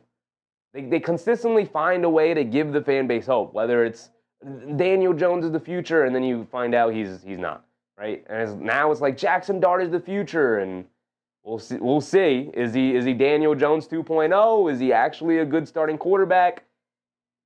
We'll see. I think the Hornets are, because I think there was hope with LaMelo, and then when hope is starting to die down a little bit, they end up with another high draft pick, and they get Brandon Miller. And now I think the hope is Brandon Miller, and as he's had an injury-plagued career so far, they draft Con Knipple with another high draft pick, and then it's like, oh, is it Con Knipple now? Is he the star of the team? I think there's just constantly this buildup of hope to ultimately be let down as like, they're not the star we thought they were. Mark said they beat the Bucks. They did beat the Bucks. They beat the Bucks, and I think Giannis looked around and he's like, really? We can't even beat the Wizards anymore? Here we go. We're bringing it down. McBride gets it over to Towns. The Knicks are out there with their starting five lineup again. The Hornets are out there with Salon, Towns, Zion James, LaMelo Ball, Ryan Kalkbrenner, and Con Knipple. 4:30 to go. Mark said Wizards have Bullets history. Just a terrible name now. Yeah. Pretty bad name. It would be better if they actually like embrace the name like they used to and like have their logo be a wizard. As Brunson gets into the lane and gets a layup to go, okay, JB, a little bit of bully ball there. But they don't embrace their name. I think they shy away from their name. Their logo is literally just a red and blue basketball. It's sad. Knipple has it on the left wing. Jab step against Bridges. Coming to his right off the Kalkbrenner screen. Driving it down. Kicks it out. Salon, a left wing three over Josh Hart. And Tajon Salon, his second made three of the game. He is now over his average in an 8-point game. Josh Hart driving to his left. Pulls it out. Kicks it out to Bridges. Bridges up top. Gets it over to Hart. Hart trying to direct some traffic. They get it into Towns. Towns steps out for a three. Barely even set himself. Comes up short on it. Kind of chugging him up. Here comes Knipple, driving it down past McBride. Good defense from McBride to recover. Now Knipple has it in the post. Little fall-away baseline jumper from him, and he rattles it in. He knocked down that three. The Knicks continued to give him open looks, and now it's a 6-point game, and the Knicks are in a dogfight against the Charlotte Hornets after they scored 12 points in the first quarter. Told you they weren't playing well.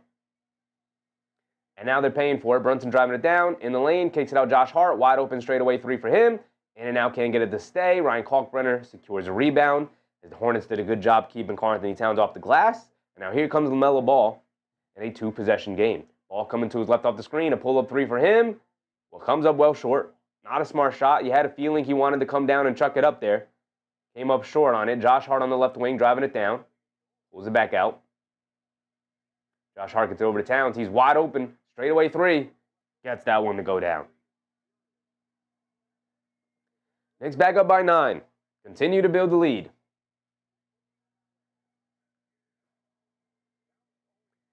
Ball has it up top, coming to his left, being guarded by McBride. One-legged floater, got it to go over McBride. One-legged fall-away floater. You rarely hear that combination of moves to get to a shot.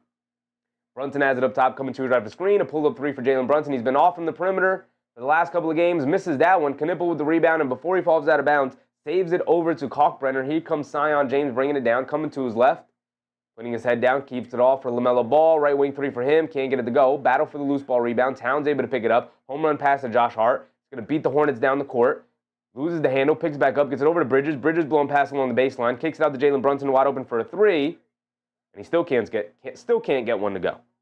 Still can't get anything to go down. And now here come the Hornets bringing it down the other way. King Free. What's up, King Free? Terrible second quarter as always. Yeah, man. These second quarter woes are starting to stack up for them. It's starting to become a trend. They get it over to Sion James. James puts up the left corner three, and he gets fouled by Jalen Brunson. So he's going to go to the foul line for 3 free throws. Okay. Yeah, King Free. These second quarter meltdowns are starting to become a trend for this Knicks team.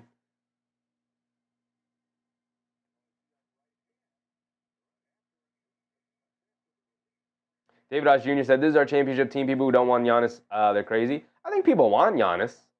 I think it's just the cost analysis of getting Giannis means that you'd have to gut your team and then you wouldn't have any depth in order to actually compete for a championship this year.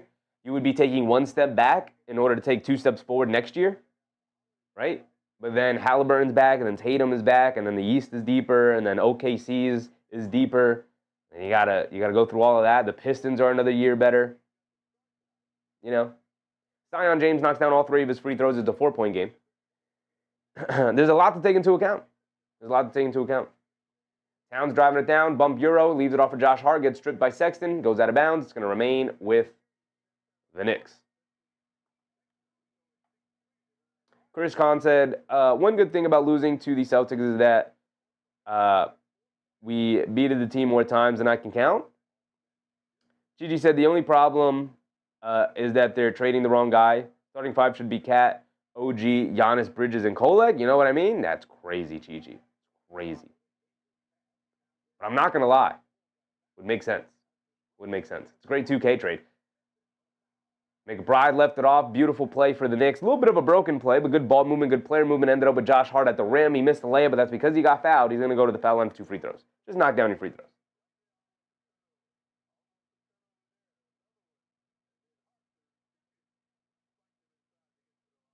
AB said no lead is safe. Not a one. K. Hazy said we'd end up just like the Bucks. Absolutely. The idea for trading for Giannis in season, if you're the Knicks, is Josh Hart misses a free throw. Buddy, knock down your free throws. Come on, Knicks. The idea for trading for Giannis this year would be the idea of taking a step back and not really competing for a championship this year in what feels like a wide open field for the Eastern Conference in order to take 2 steps in the future. But at that point, who knows? Mark said Chi has officially lost his mind. I unironically think that that's not the craziest idea. You obviously don't trade the best player in your team, so it's not happening. Right? But if we were playing 2K, I would want Towns and Giannis together.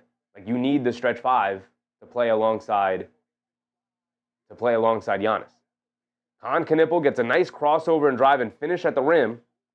Josh Hart did knock down that second free throw at least, but it's a 3-point game. It's a 1-possession game with just under a minute to go. Brunson on the right wing, dance with it against Tajon Salon. crosses over, step back, in and out dribble, stop, turn, half spin, loses his balance, and kicks it out to nobody. And Josh Hart is going to pick it up, and it's going to be a backcourt turnover. And the Knicks have scored 23 points in this quarter, but after 12 points in the first quarter for the Hornets, they have now scored 35. They're going to have at least 2 more possessions here. Jay Hammer said, OKC, Denver, Lakers, and Houston, all buzzsaws. I'd pull the Lakers out of that list. Lakers are really good. They're really good, but I think OKC, Denver, and Houston are in a different tier. And then the next tier, right below them, starts with the Lakers for sure. But I don't think the Lakers are in the same tier as OKC, Denver, and Houston.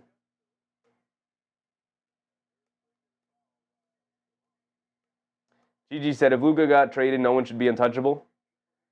You can't take the ramblings of a madman and the moves of a madman and say that that's now the norm. It's not. The 29 other organizations still think Nico Harrison is out of his mind. Bridges, a left corner 3. He missed it, but it didn't matter because he was stepping out of bounds when he caught it. The ball going back to the Hornets here. The Knicks don't even get a shot off at the end of the quarter. For the final minute, they don't even really get a shot off. 2 turnovers. 24 seconds ago. Maybe said we are mid-tier or mid-tier.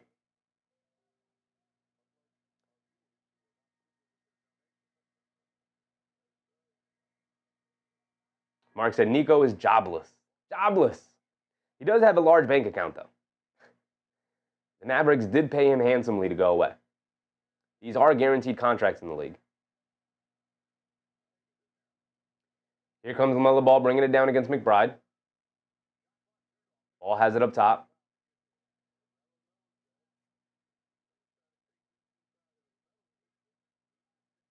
LaMelo Ball dancing with it, coming to his left off the Cockburn screen, driving it down against Porty, gets into the lane, loses the handle, and throws it away. 1.8 on the clock for the Knicks.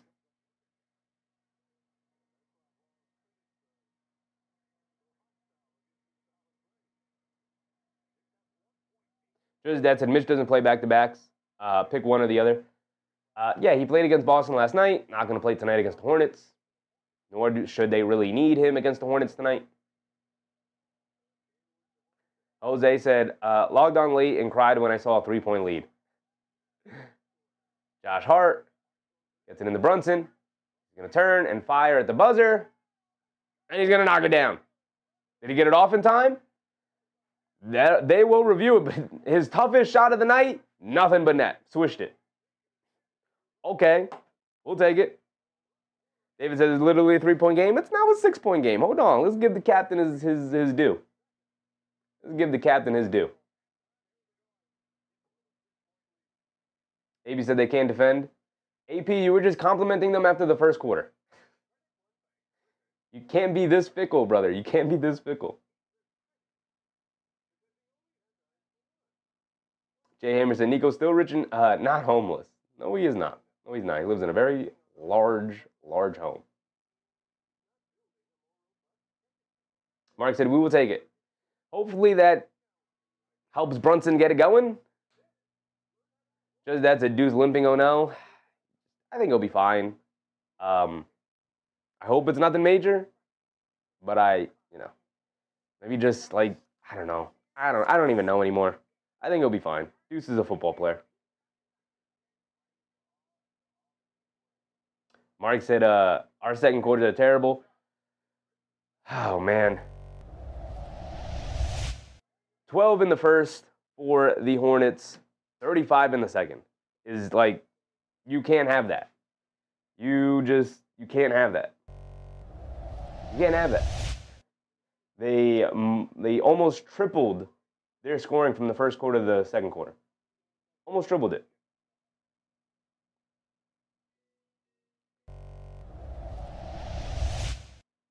They almost tripled it. Let's go around the league a little bit. Then we'll go over the box scores. David said, if we add Giannis, we add Giannis? Are we? Huh? Keenan Hart said, find out what's going on with Giannis. Is he out for the game? So the Bucks playing tonight. The Bucks are playing the Pistons.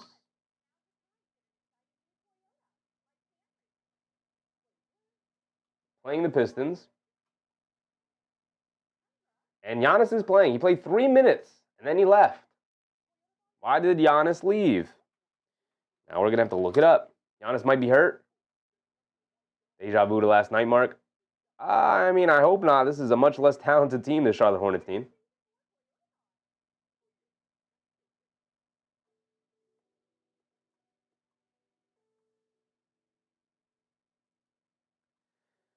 You're going to make me look up Giannis. Is Giannis hurt? I'm sure all the news is going to... I just typed in Giannis. Giannis gets injured.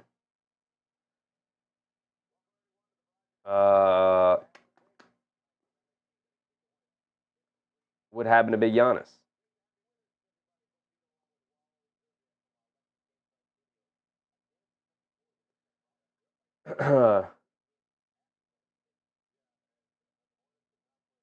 Okay, these are all really old tweets. Why? Yo, Twitter is terrible. Twitter is horrendous. Maybe if I spell Giannis' name right.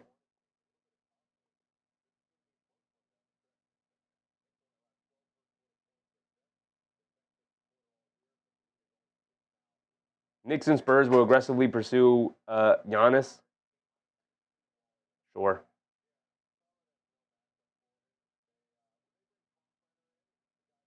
I'm not seeing any updates on the injury, though. I did see that he was injured, and according to this, he's only played 3 minutes, and they're in the second quarter. So obviously, he's out for the rest of the game with something. Calf strain, George Jones? Trade call, said David. That's immediately where my mind went. Nick Yak said, do fans understand the Knicks treat Brunson like family? He's been at the Garden since a kid. He's not getting traded. Absolutely agree. Absolutely agree. If this were a world where relationships didn't matter and culture did not matter, and if this were a video game, if this were NBA 2K, you probably trade Brunson for Giannis, right? After trying to trade Towns for Giannis. But you probably trade Brunson for Giannis because you want Giannis playing next to a stretch 5. Right, that's it. I said 3 minutes in the first quarter, not normal. Apparently he's injured. George Jones is telling us calf strain, so they say. So they say. True, very true. That is what they are saying is a calf strain for Giannis. But yeah, I mean, I'm not. Maybe if I look up Giannis injury.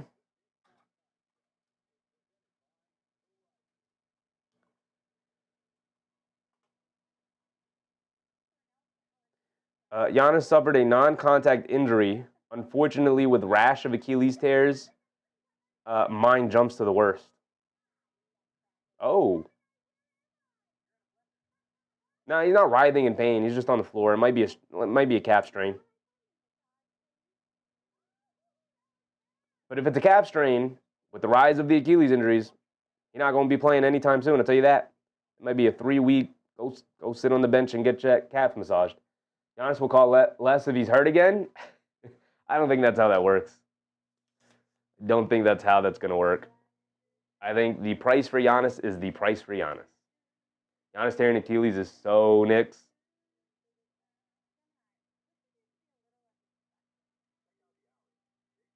I said they got Portis and Sims out there. Giannis clearly hurt. Jericho Sims being the sign that something is wrong with your team is crazy. Jose said the Mavs could have easily gotten Giannis for Luka, but instead they agreed on AD. Wasn't the report was that they called Milwaukee about Giannis for Luka and Milwaukee laughed at them? Wasn't that the report?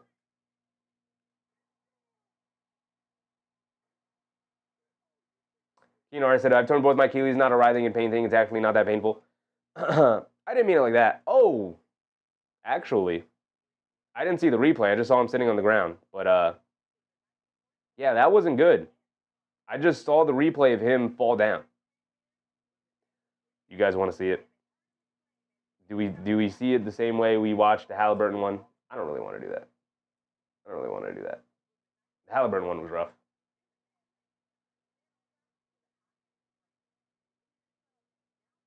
Oof. That's not a good sign. Geez, so now the price went down for Giannis. Brunson straight up for him. All right, we're not doing that. Come on. Giannis tearing Achilles is so Knicks. Yeah. Kwame Robinson said, the Knicks are bad. They just need to get it together. The playoffs is when they'll turn it up. I mean, we've seen them play well and we've seen them play poorly. How does Giannis walk off? Are they going to show him walk off? No, he's still going to be on the ground. That's not good. That's not good. Appeared to suffer a leg injury. Giannis' leg, headed back to the locker room. He appeared to suffer a non-contact injury. Giannis faking an injury to get out of Milwaukee. Hilarious.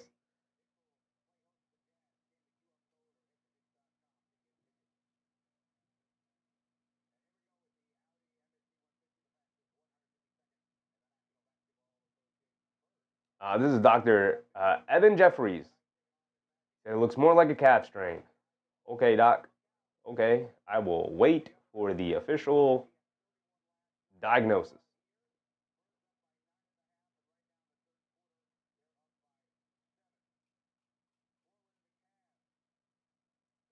Okay.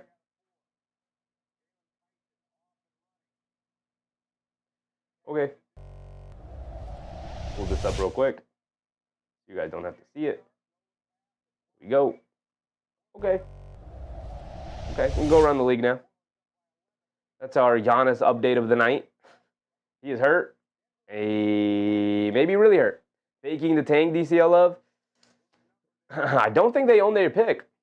I don't think they own their pick. You know, I said they didn't see it. I mean, it didn't look. I don't know. I would have loved to see if he got up and what he looked like walking away. But did he need help walking away? Did he walk with a big limp? You know, that's kind of what I would have liked to see. I think he had an abductor strain, not abductor. Oh, an adductor strain, not an abductor strain. I see. David House Jr. said, I want the Cup bad. But we got that Toronto game coming up, and Toronto will be looking for some revenge. So hopefully the Knicks bring it that night. A lot of guys have to come out of these slumps. Josh Hart was in fuego, and now in a slump. As he is tonight, Josh Hart is, actually this is not the Knicks box score. Tonight, where are we? There we are. Josh Hart tonight is 1 for 5 from the field and 0 for 3 from three-point range. And he was shot it pretty poorly at the end of that Celtics game as well after that first quarter. So he was on a hot streak, now shooting it pretty poorly. Okay. Let's see him just kind of average out to good. We don't need him super hot. It would be nice. But we definitely don't want to see him super cold the way he is right now. So need him to average out. Karl-Anthony Towns with 19 big first half points, but, 9 rebounds, 2 assists. It's fine. That's cool. But the second quarter was terrible, so we all lost sight of it at this point. They didn't get much off the bench. They got 2 threes from Tyler Kolek, and that was pretty much it. They got 2 points from Clark. Some of that was on a fast break layup, so not getting a whole lot out of the bench. McBride, 2 for 3 from three-point range. He's the only guy remaining hot from the field right now. The Knicks can't buy anything from the basket. Mikal Bridges now going ice cold from 3 after a hot night last night. It is the second night of a back-to-back, so you should be expecting a poor shooting night overall. 6 for 21 from three-point range. Okay, just get out of here with a victory. I want to see him dominate, but in order to do that, they're going to have to find a way to do it other than shooting the lights out of the ball, because it is the second night of a back-to-back, but, Dennis Barnes, what's up, Dennis? Prayers up for Giannis. We are not gutting our roster for him, I'm sorry. I don't think they will.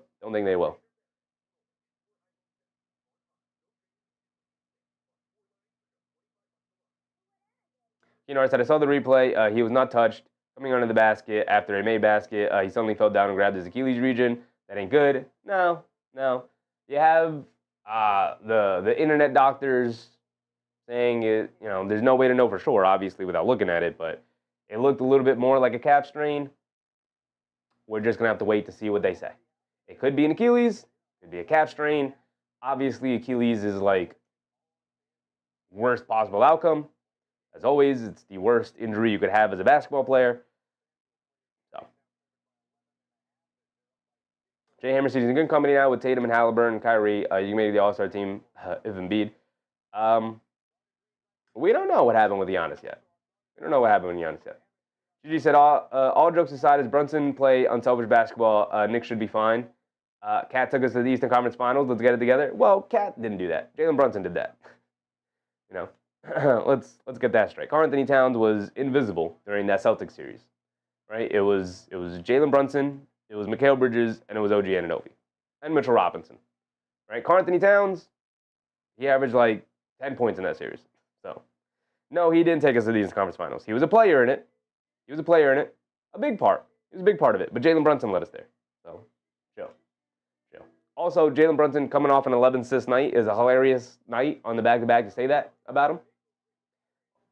Got 3 assists in the first half on a night where literally nobody's making anything.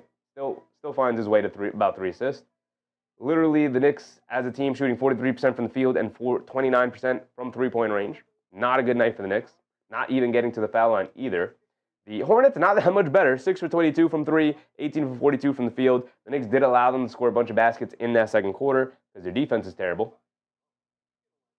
But 35 second quarter points for the Charlotte Hornets. I want to see a much, much better half from the Knicks. We're just going to have to wait and see. The Nets taking on the Bulls, and they're beating the Bulls. The Bulls are now 2 games under 500. It's hilarious after the 5-0 start. The Clippers taking on the Hawks, and they're actually beating the Hawks. Look at the Clippers go.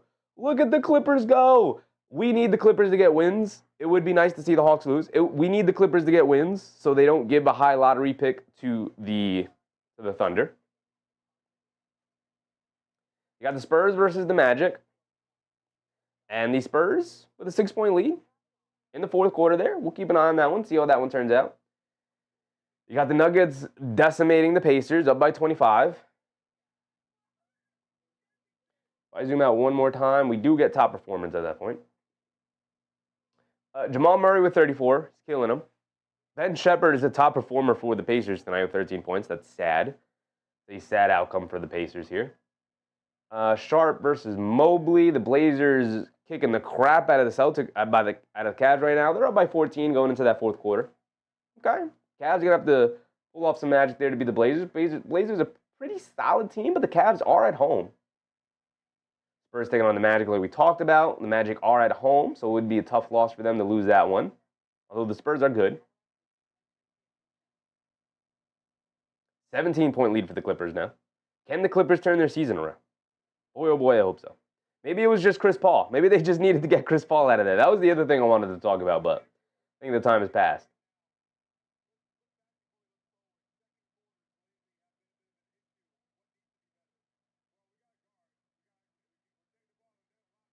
Kings Rockets are tied up. Kings hanging in there.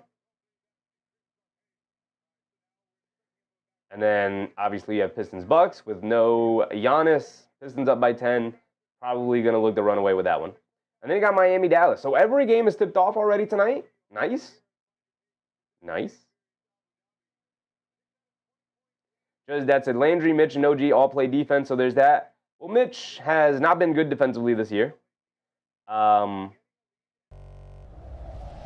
OG is out with the injury, and Sham is out with the injury. So do we have good defenders on this team? We really only have one consistently good defender, and that's Mikal Bridges. Deuce McBride, too. Give a shout-out to Deuce McBride. Josh Hart is an inconsistently good defender. And then everybody else is either bad or inconsistent. But here we go. Start of the third quarter. Knicks, what do you have for me? Knipple throws a lob to Diabate, and he draws a foul on the lob attempt, so he's going to go to the foul line for 2 free throws. That's not how you want to start the third quarter, but here we go.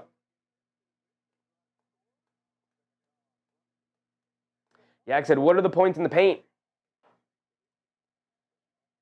Will ESPN tell me that? Is it team stats, right? LaMelo Ball has it up top being guarded by McBride. They're not going to give him the 2 free throws. LaMelo dancing with it. I'll tell you in a second, Nick Yak. LaMelo driving it down in the lane. Steve Nash dribble, pulls it all the way back out, shoves it inside to Diabate. He misses the reverse dunk.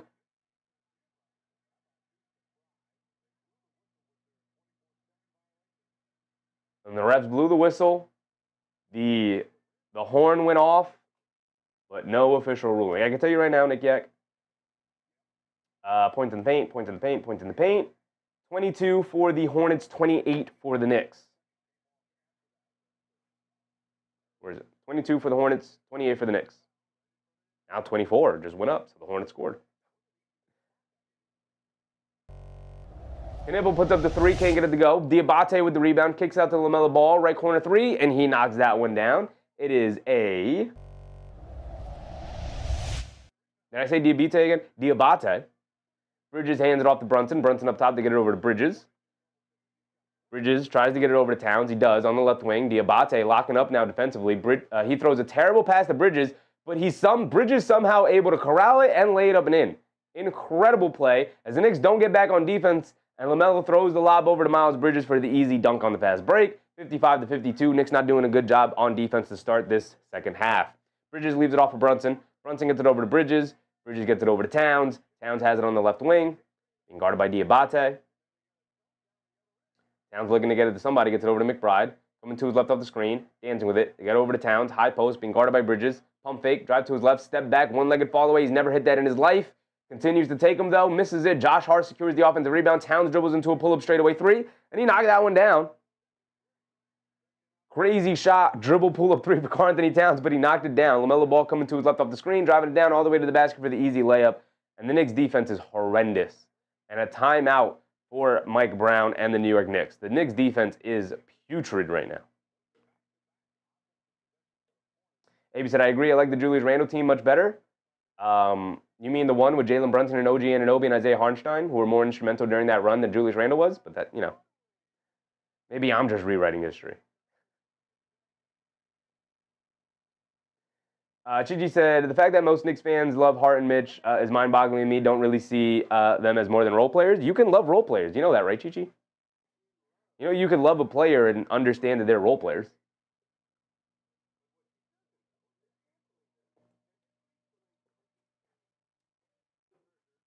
AP, you don't think that this team would be much better if they had Isaiah Hartenstein, Dante DiVincenzo, and OG Anunoby in the lineup versus having to rely on, Landry Shamet and and Jordan Clarkson off the bench?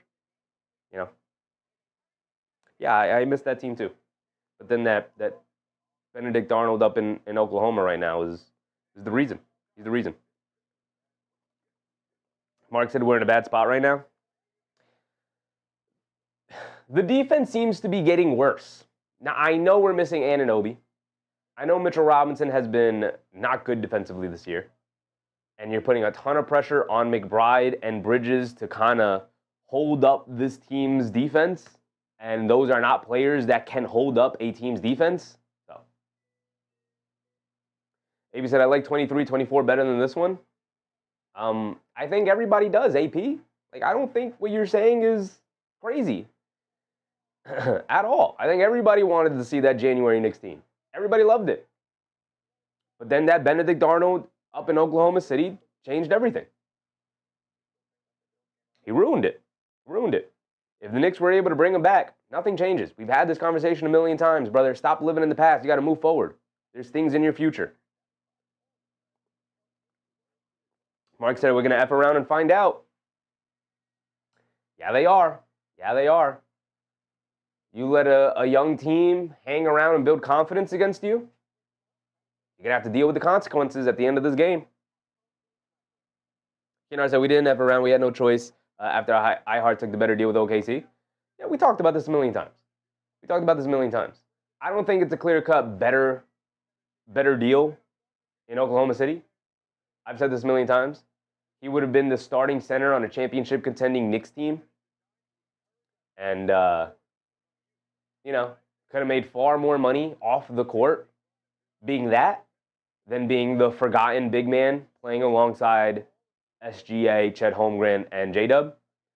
And like I've talked about multiple times already this year, they already drafted his replacement.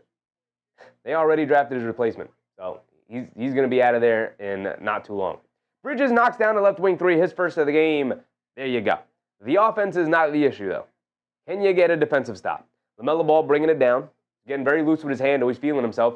In the lane, kicks it out to Knipple, Express Bridges, driving it down. In the lane, kicks it out to James. They will live with daring James to shoot, but they give up an offensive rebound to Knipple, who just out-hustles them to it. They get it over to LaMelo. He puts up the three over McBride. Comes up short. Towns able to grab the rebound. Gets it out to Josh Hart. Now the game's picking up pace here. Knicks with a 7-point lead. 61-54. Josh Hart up top, driving to his right on James. In the lane, scoop play with the right hand, can't get it to go. A lot of contact, saves it over to McBride. McBride deep in the right corner, saves it over to Bridges. Bridges over to Towns, over to Brunson. Brunson on the left wing. Gets it over to Towns. Towns up top, being guarded by Yabusele. Towns hits the backdoor pass to Brunson in the lane, throws up the floater, can't get it to go, but he does draw the foul and go to the foul line for 2 free throws. Beautiful pass from Towns. Wish we could see more beautiful passes from Towns, but you know. Mark said, iHeart chat is banned from the Chevy channel. I've done my Isaiah Hartenstein rant all of last year. I've moved past it. We are almost 2 years removed. Get him out of here. Get him out of here. Nick Yak said he had to take the money. He could have made more money off the court. He sacrificed money. He didn't really sacrifice money. But he just strikes me as a dude who did not want to be in New York. Just strikes me as a dude who did not want to be in New York. Right? He is a small town dude. Like literally growing up, he's from a smaller town. I think he's far more comfortable being in Oklahoma City. I think he's far more comfortable having less to do. He was very, very taxed as the starting center of the Knicks and holding up the defense. But you know, guys not everybody's built. Not everybody's built for New York. Brunson knocks down both of his free throws. Thank you for knocking down free throws. I've done this conversation a million times. We're not doing it again. I'm moving past Hartenstein. I don't care about him. Get him out of here. We are in 2025 going into 2026. Miles Bridges misses a corner 3. Can't get it to go down. Knocked out of bounds by Brunson battling for the rebound. So the Hornets will retain possession. What am I stepping on? Oh, nothing.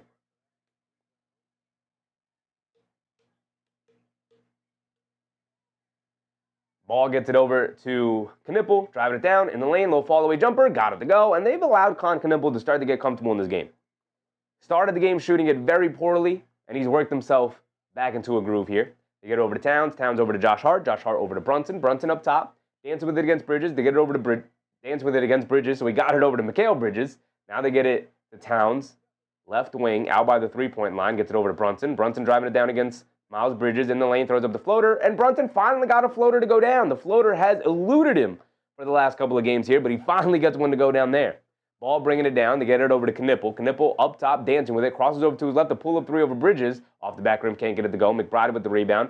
Quick outlet to Brunson. Brunson bringing it down, putting his head down, attacking. Zion James is going to pick him up. They get it over to Towns. Towns, straightaway 3, wide open. Way to get it to go. And we're back up by 12, 68-56. 8 minutes to go. Why does my timer keep stopping? 8 minutes to go. LaMelo Ball dancing with it against Deuce McBride. They get it over to James, and the back off the ball. LaMelo Ball, jab step, coming to his left, off the Diabate screen, in the lane, shoves off the Towns, pump fake, steps through, scoop play with the right hand, got it to go. Creative move from LaMelo Ball there. Brunson bringing it down the other way, leaves it off for Towns. Towns wants to shoot that 3, but Bridges closes off the airspace. Towns fends off the defender, puts up the floater, can't get it to go, but he does draw the foul on Bridges. They give Towns the foul call there. Doesn't normally get those calls, but he gets that one there.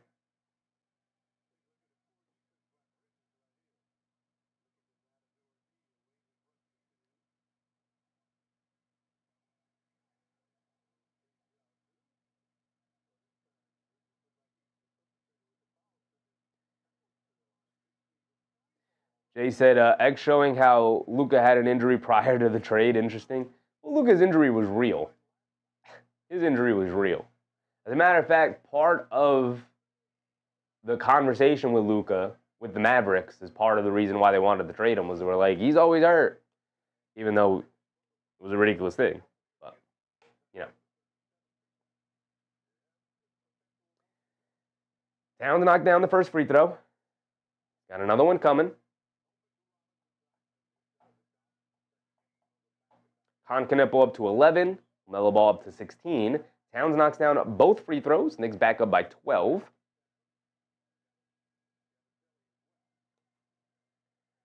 Diabate has it up top. Hands it off to James. James pump fakes, coming to his right. They get over to Ball. Ball driving to his left. Kicks it back out to James. James pump fakes out of the 3. Back to LaMelo. LaMelo pump fakes out of the 3. Driving it down. Back to James. They end up with a wide open look. And he can't get it to go down. LaMelo does snag the offensive rebound, though. And then draws a foul on Jalen Brunson. I think it should be before the shot attempt. Should be side out of bounds, but they might give it to him in the act of shooting. Sharon McLean, what's up, Sharon? I really thought the The Knicks would draft Knipple. The Knicks were no close to drafting him. They didn't have the opportunity.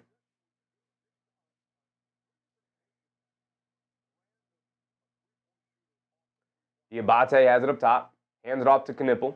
Knipple inside to Diabate. A beautiful pass on the pick and roll. Nobody closes out that extra rotation down low. I mean, the guys down low were Jalen Brunson and Deuce McBride. So McBride has it up top.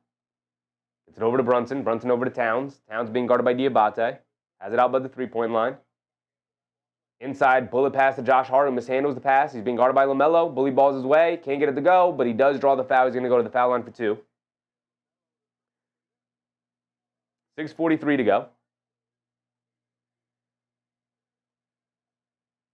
Brother, BKO Sports Entertainment Show. What's up, BKO? I just heard the rumor about Giannis. How do you feel?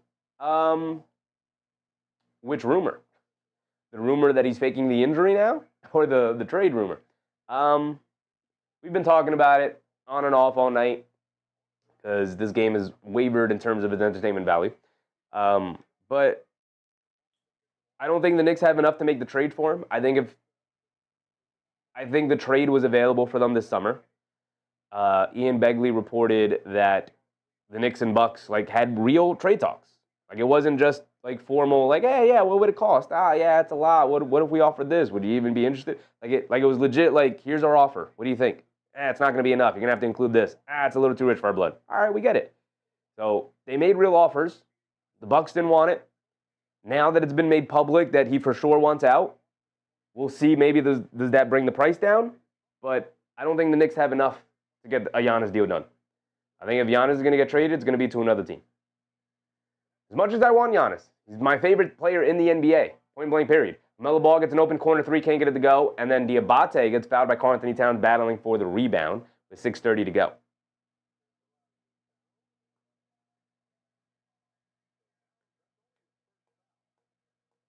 Mark said the winter pattern is starting earlier than normal for sure. My windshield was absolutely frozen over this morning, I'll tell you that. Didn't like to see that. David Oz said, point blank, if he demands New York, he's coming. I don't know if he is. Like I said, it will depend on how. If the Knicks make a trade for Giannis, they will take a step back this year. They will not be a championship contending team. They just won't have enough pieces all around. Even if you have Brunson and Giannis, that's a starting point. That's not enough to win you a championship. So they will be taking one step back to theoretically take 2 steps forward in the future. Is Giannis down for that? Is he willing to wait a year for the promise that the Knicks will be able to put a championship contending team next year surrounding Brunson and Giannis? Depends how much they'll have to give up.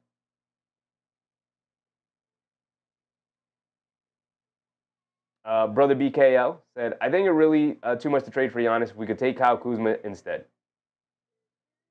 Kyle Kuzma, trade up straight up for Kyle Kuzma? I'm good. I'm good on Kyle Kuzma. I never want to see him wear a Knicks uniform ever in my life. But that's just me. Just that's a damaged goods is our specialty. We have a history of Knicks do have a history of trading for the past his prime injured star. Depends on what kind of injury Giannis has, right?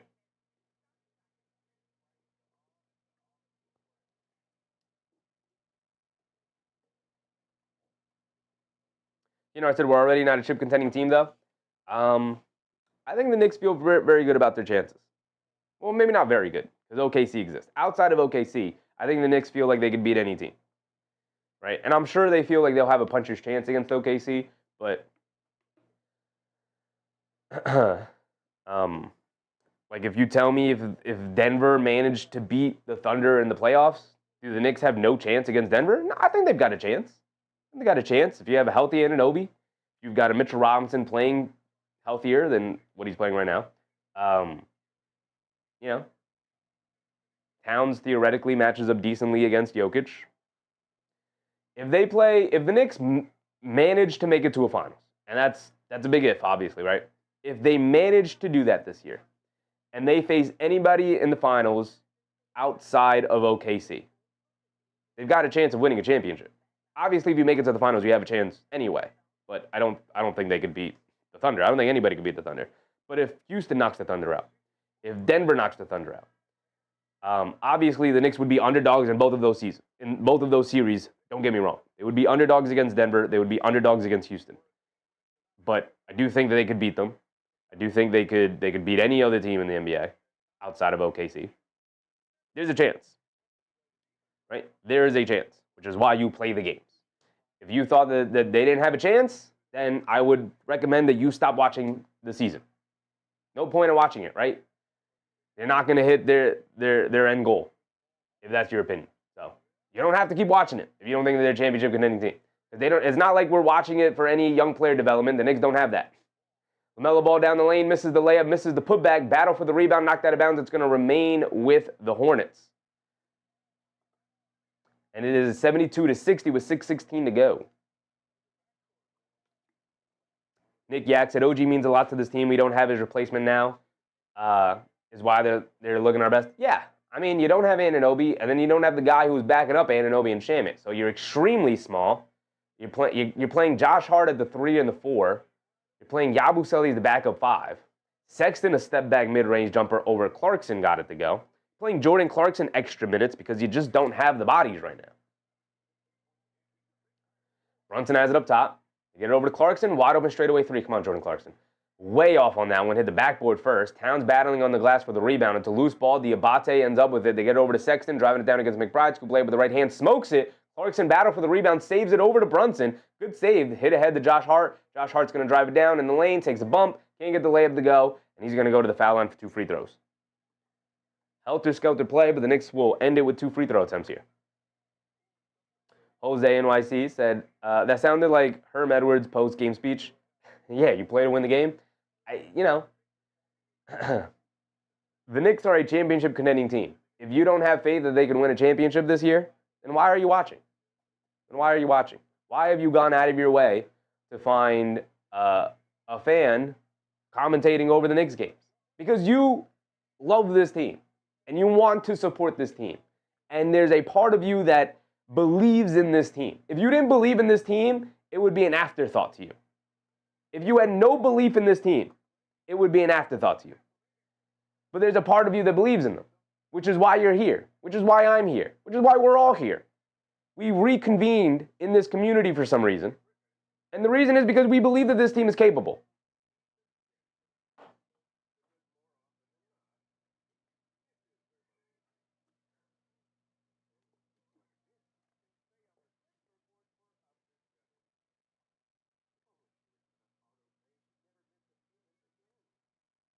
AP said, I don't like this basketball team.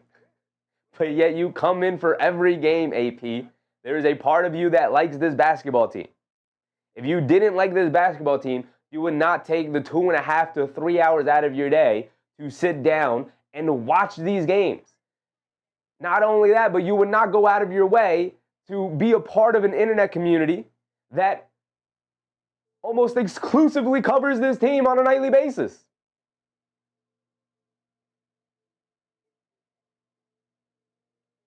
David Osh Jr. said, I have belief, but not as a championship team. But what? But then what? Because that is what they have built this team as. And that's what everybody else is like, yeah, they could win like it could. They're not a favorite to win it, but they are a contending team. They're at that level, right? They may be at the bottom of the totem pole of the teams at that level, but they're still at that level. They're sitting at the table. So if you don't have belief that they can win a championship, then you don't believe in this team. But you're here.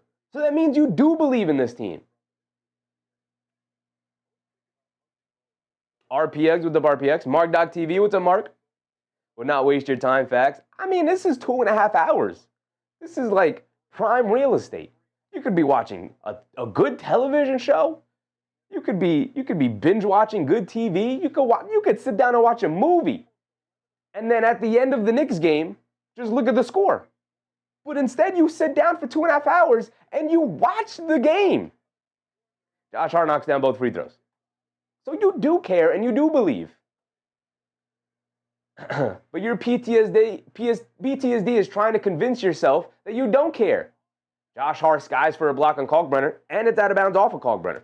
Ball going back to the Knicks. Great defense from Josh Hart.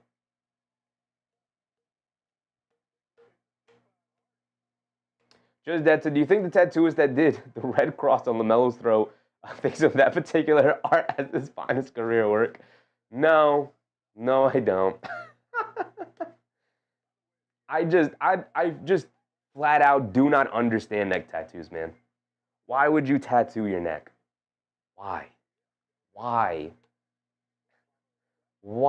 I've never seen a good neck tattoo in my entire life.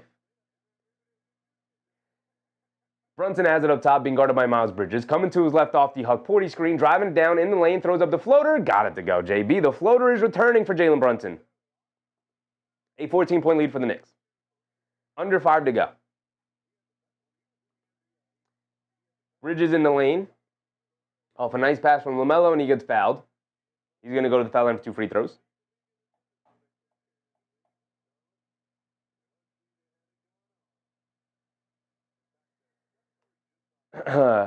Mark said, if you feel the impact of the outcome of the game, you care much more than normal fans. Yeah, look, man. My dad is a big Knicks fan. He's a big Knicks fan. He watches maybe the first quarter, and then falls asleep, and then surfs the channels a little bit, and then maybe puts on an episode of a show, and then falls asleep, and then checks the score in the morning, and then maybe if it's a good game, he'll watch the other quarters, right?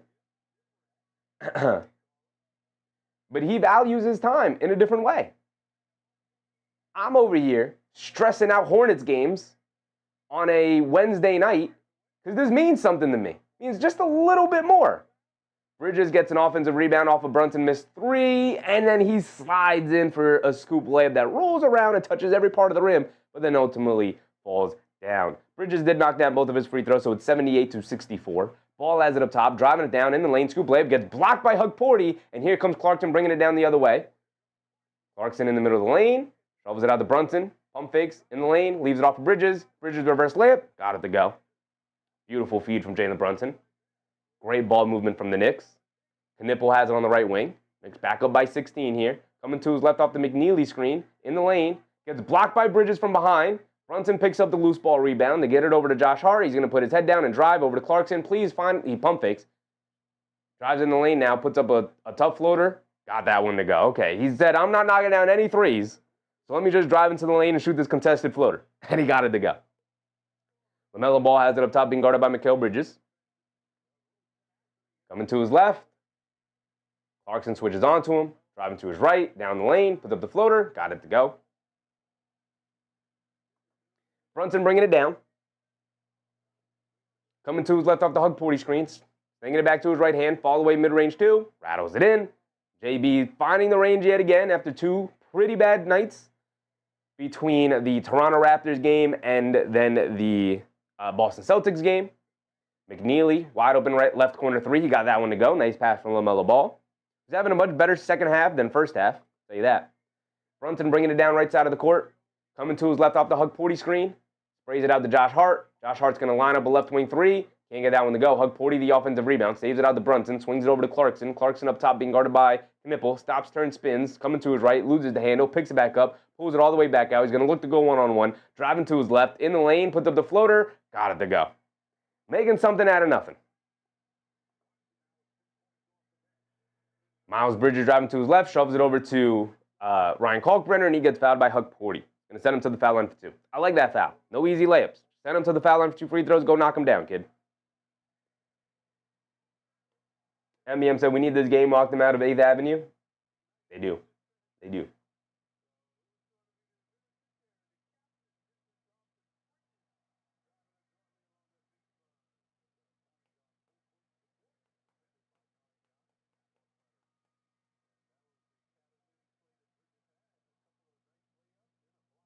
Russell Field, what's up, Russell?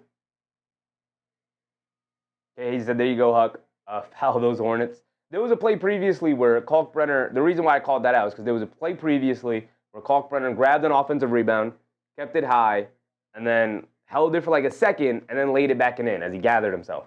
And Huck-Porty stood there and was like, damn, I gave up that offensive rebound. He's going to get that layup. and then he just gave up the layup. Like, no, he took an extra second to gather himself and corral the ball. He should have went up there and just slapped his arms. Sent him to the foul line for 2. It's fine. Kalkbrenner knocked down both free throws. It's 86-71, 15-point game. Brunson coming to his left, and a moving screen on Ariel Hukporti.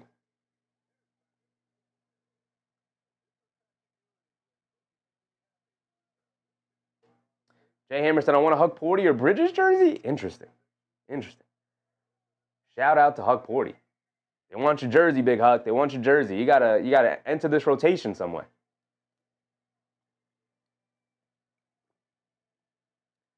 So Jean Salon is back in the game, along with Antonio Reeves. They swing it over to McNeely, down low to Kalkbrenner, being guarded by Hukporti. Hands it off to Salon, inside to Kalkbrenner, who can't get the layup to go, but he does get fouled by Clarkson. It's going to send him to the foul line for 2.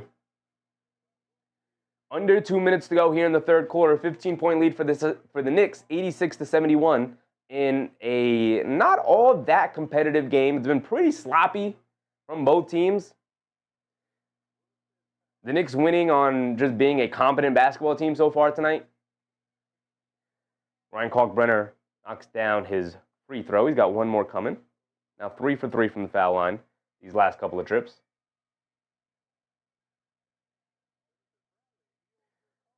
Mark said Clarkson needs to say he's a disaster. He's been pretty bad for a while, man. Been pretty bad these last couple of games for a while. Towns subs back in for Big Huck.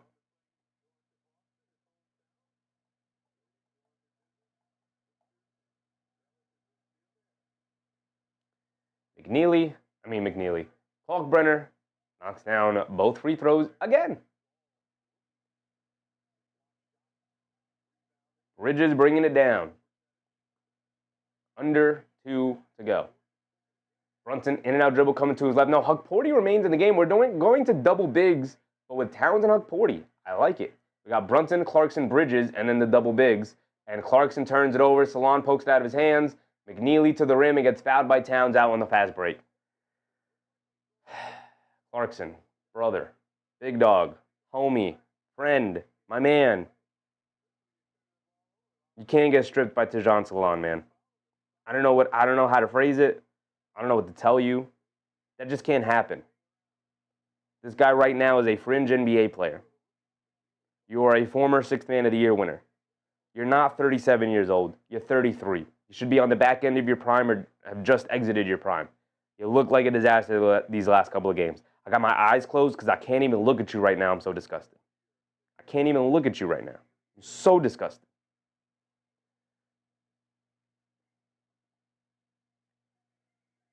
.130 to go. McNeely knocked down both free throws, and Bridges can't get the ball inbound, so he calls a timeout.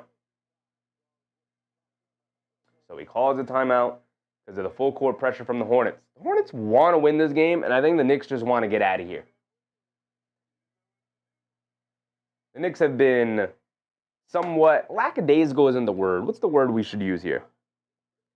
They've gone through the motions a little bit tonight.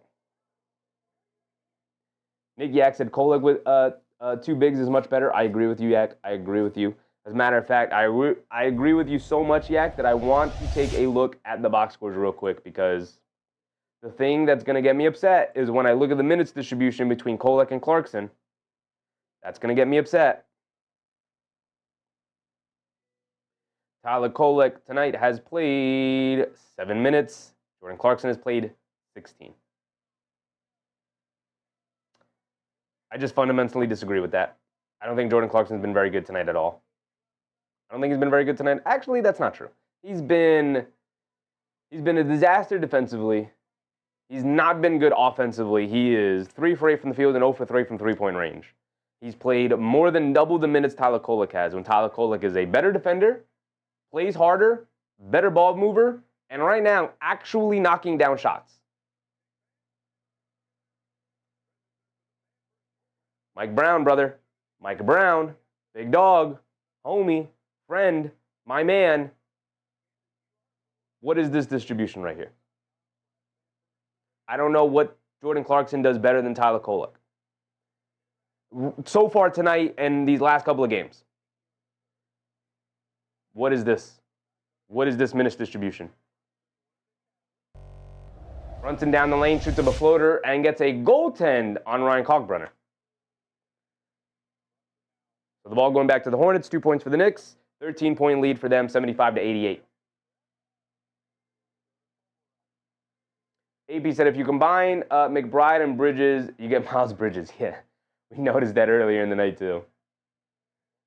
It's also crazy when Bridges is guarding Bridges and then McBride switches onto him. McNeely shoots up a long three, can't get it to go. And so here comes Bridges off the long rebound. Bridges has it up top, gets it over to Towns. Towns loses the handle, picks back up, gets it over to Brunson. Brunson, right corner, driving to his left in the lane. Throws up the floater, draws the foul. Can't get the shot to go down, but it'll go to the foul line for 2 free throws.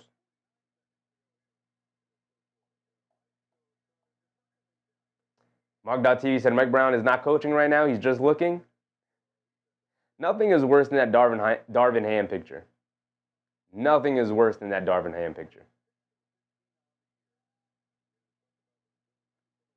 Darvin Ham was hands in your pocket coaching personified. Brunson knocks down the first free throw. He's got another one coming. Darvin Ham legitimately coached NBA games like this.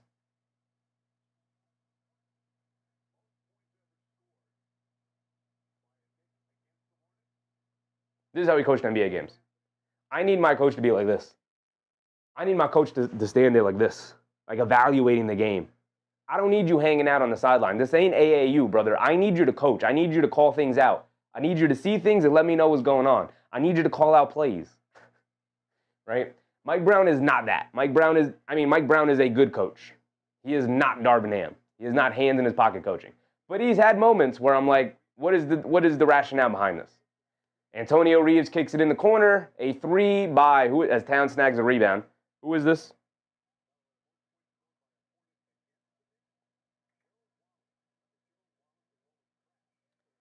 That was KJ Simpson.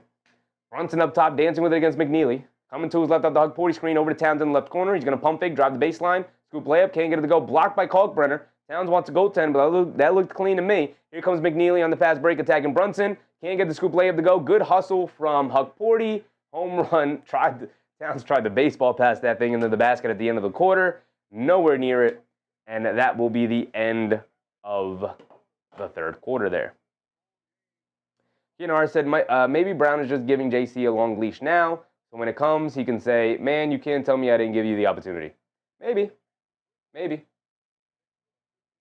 You know, he could still play him and still give him a longer leash. It doesn't have to be a long leash or a short leash. It could be a medium leash. Right? It could be somewhere in the middle there. I just disagree with playing him double the minutes of Tyler Kolek when Tyler Kolek has just been the better player tonight. And I think for the past couple of games has been the better player in the rotation.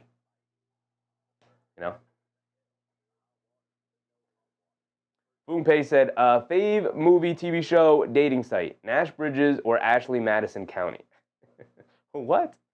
AP said, Phil Jackson used to sit down. Yeah, but he was the Zen master. That was his style. There's different coaching styles, right? That's why I said I either need you locked in or I need you like locked in focused. You can stand there with your hands, crisscrossed. You could stand there like this. You could stand there like Tibbs, like this, with that scoliosis in his back. Or you could sit down and really evaluate the game. But there was no questioning if Phil Jackson was a good coach. We knew Phil Jackson was a good coach, right? We don't know Darvin Ham is a good coach. As a matter of fact, we know now that he is not a good coach. And so now, if I see an NBA coach on the sidelines like this, I just assume you're not locked in. I need you locked in one way or the other, whether that's sitting down or up on your feet locked in.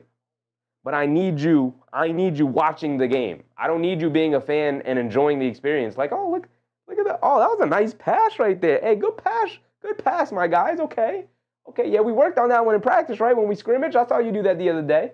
Like, I don't need that. I need you, like, calling out plays, calling out coverages. I need you calling timeouts. I need you talking to the players constantly. And Mike Brown does do that. Now, I'm not agreeing with a lot of the decisions he's making. Maybe not. That's excessive. I'm not agreeing with some of the decisions he's making.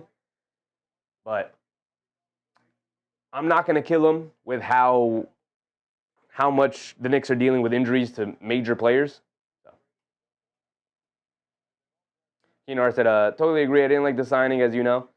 I mean, I don't like Clarkson as a player. I didn't mind the signing. They got him on the minimum. So, okay, no harm, no foul. I think he was the best player available for the minimum. So try it out. Appreciate that, right? Makes sense. But you know, like, you're trying to win basketball games too, right? So if Tyler Kolek, to me, is the better option, just go with Tyler Kolek. Bridges, a right wing three, trying to get it started, can't get it to go, and Miles Bridges with the rebound. Here comes Charlotte. Charlotte on the left wing, ball on the left wing. They get it over to Bridges. Bridges jab step, gets it back to ball, driving to his left, pocket pass to Bridges in the lane against Huck-Porty. Can't get the layup to go. Good vertical defense from Big Huck. Here comes Tyler Kolek bringing it down. Kolek gets it over to Towns as the trailer. Pump fakes up top. They get it back to Kolek. Kolek swings through to his left, rejecting the screen, leans in, goes up. Can't get the layup to go. Good block and defense from Sion James to get over to Bridges. Now left wing three, fading out of bounds, and Bridges gets it to go down. Mikal Bridges, just an excellent movement shooter this season.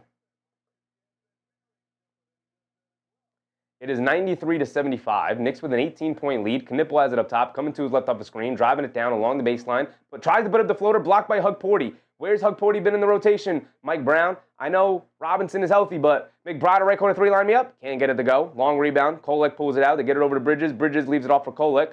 Kolek has it up top. LaMelo ball switches onto him. Kolek pulls it out, crosses over to his right. And a moving screen. And a moving screen on Huck-Porty again. He giveth and he taketh. He giveth and he taketh. Mark said, dumb second moving screen on Huck. Yeah. Yep. Yupparoos. That's also on the guard. Huck-Porty has to be faster at getting to that screen to set. That's also on the guard for going too quick before he set. That's 5 fouls now on Huck-Porty. Maybe that's why Mike Brown's not playing him. Can't trust him out there with the fouls. They spring it out to McNeely in open left corner three. He can't get it to go. Good box out from Huck-Porty. Towns with the rebound. Quick outlet to Kolek. Kolek bringing it down. Has it on the left wing. Coming to his right up the Huck-Porty screen. In the lane. Stop, turn, spin, fall away jumper. Got me to go. Can't get it to go. Towns with the offensive rebound though. Steps through, off glass. Got it to go for Karl-Anthony Towns. 28-point lead for the New York Knicks. They get it over to LaMelo. LaMelo coming to his right, driving it down in the lane, throws up a lob, a bad pass. Good defense from Huck-Porty and Bridges to make it difficult. They spring it around. Kolek, a bullet pass inside the Huck-Porty. You got to take that dunk, Huck-Porty. Huck-Porty pump faked and had a wide open dunk and then gave it up to McBride in the left corner for three. You have to dunk that, Huck-Porty. You have to dunk that. Terrible decision from him there. I know that's good ball movement, but just get the dunk. Don't give up the dunk for a slightly contested three. Kolek, beautiful pass right back to Karl-Anthony Towns for the layup. I love it. 22-point lead for the Knicks. Some razzle-dazzle from Tyler Kolek. And Kolek yelling at Huck-Porty. That's my point guard right there. That's my backup point guard.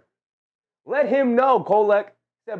First of all, you're messing up my game because now I don't get an assist on my stat sheet. That's number one. Number two, boy, put that ball right in the basket. This is what I want to see Tyler Kolek do. Just smack him in the back of the head. Man, will you just dunk that thing in?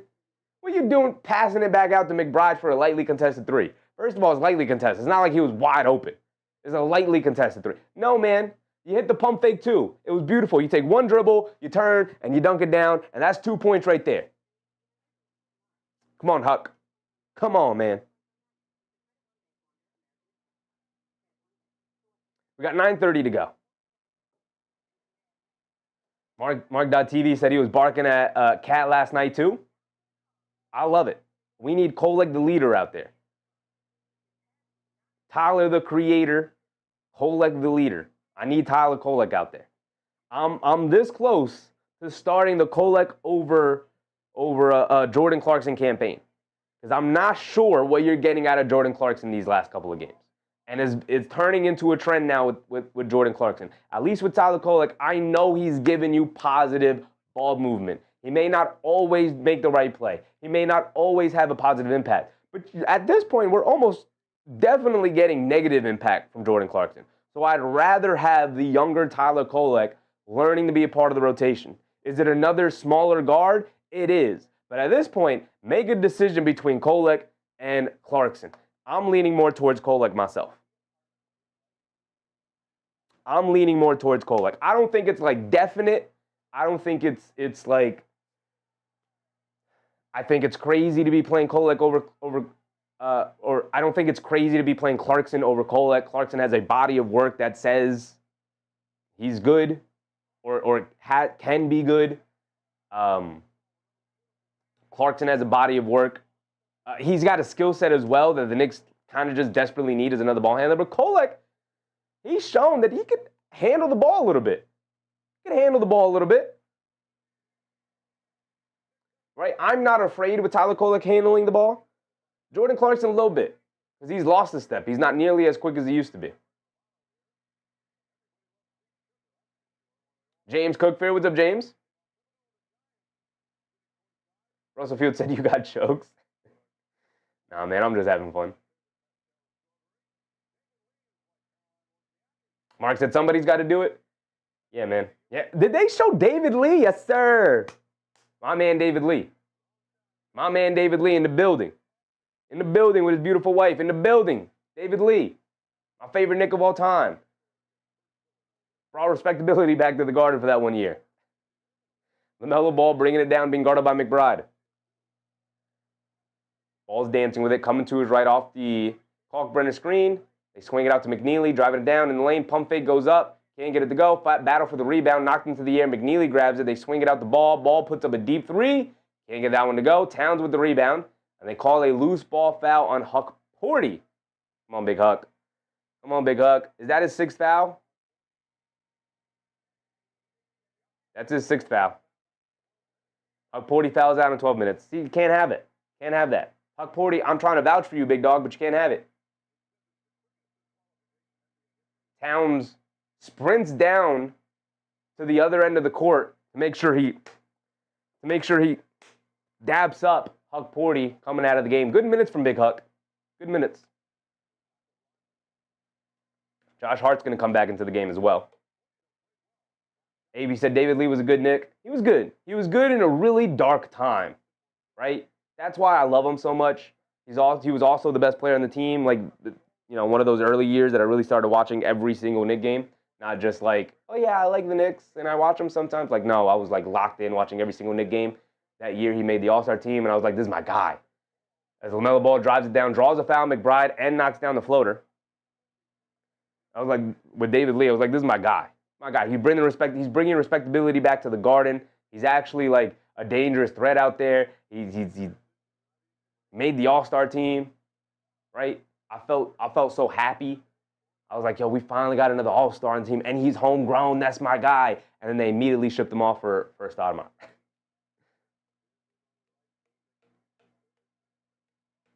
Ball knocks down his and one free throw. It is down to a 19-point game. We are out there with Tyler Kolek, Mikal Bridges, Josh Hart, Karl-Anthony Towns, and Deuce McBride. Kolek coming to his left off the Town screen. Down the lane, kicks it out. Josh Hart, wide open right corner three, line me up. Josh Hart finally got one to go down tonight. Yes, sir, Josh. Yes, sir. Way to get up on the board from the three-point line.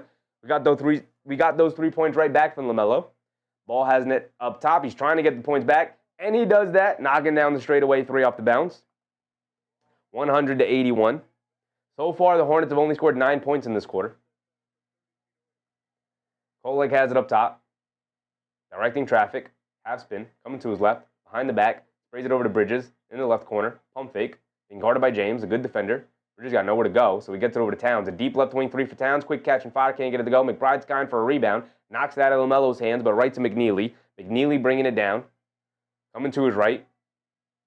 Sprayed over to LaMelo Ball. Extra pass over to James. James a left corner three. Got that one to go. Back-to-back threes for the Charlotte Hornets. And it's down to 16. 100-84, under 8 minutes to go. Bridges has it on the left wing. Coming to his right. They get it over to Kolek. Hands it off to McBride. Quick catch and fire off the handoff. McBride can't get that one to go. Bridges with the rebound. Here comes LaMelo Ball. Ball has it up top. Coming to his right off the screen. Driving it down in the lane. Ends off McBride, throws up the floater. Can't get the floater to go. Battle for the rebound. Knocked over LaMelo Ball's hands. Josh Hart picks it up. He's bringing it down. Hart has it on the left wing. Shoves it over to McBride. McBride over to Kolek. Pump fakes. Jab step. 3. Kolek. Too strong. Can't get it to go. Battle for the rebound. LaMelo Ball rips it down. He shot out of a cannon. Bringing it down the other way. It's a 3-on-3. Ball down the lane. Euro step. Hop step. Tried to hand it off to Bridges. He does ultimately get it to Bridges. And Bridges smokes a layup. Good defense from Hart and from Kolek. Hart home run pass to Bridges. Bridges against Kalkbrenner. Leaves it off for McBride. Open left corner 3. Can't get it to go, but he does get fouled by Kalkbrenner as Kalkbrenner rolls his ankle, flying into McBride. Maybe he didn't roll the ankle, but he is down in pain. He immediately grabbed that ankle. We're going to show the replay here. Did he roll it? He did roll his own ankle, closing out on the McBride 3.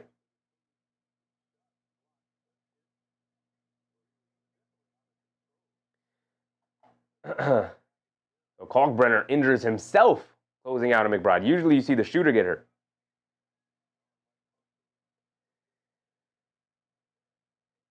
AB said the Marbury era should have been better than it was. He had a lot of talented players to play with. Jamal Crawford, Zach Randolph, David Lee, Q Rich. Yeah, that culture, though. Culture did not work out the way it should have. McBride knocks down the first free throw. It should have been. Should have been a better era, for sure.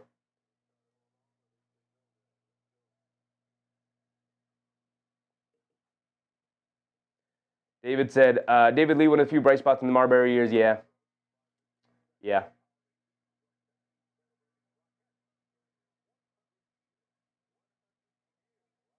Lanamoto said, who can ever forget the game-winning tap from David Lee? Iconic. Iconic. He said, Cat's like, and you thought my fouling was bad. He just needs more reps. Just need more reps to get a better rhythm, better understanding of the game. McBride goes 2 for 3 from the foul line. It's 102-84. LaMelo Ball bringing it down. We're past the 7-minute mark here tonight. LaMelo Ball has it up top, being guarded by McBride. Coming to his left of a screen, stepping back, puts up the 3 over McBride. He's feeling it, and he knocks that one down. He's getting hot now. He's getting hot now. He is launching them up there. He's up to 30 points. He's 5 for 11 from 3.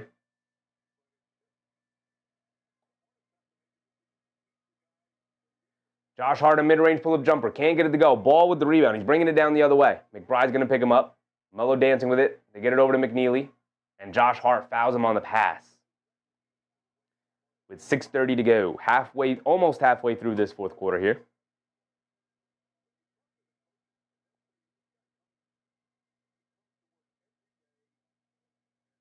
(102-87).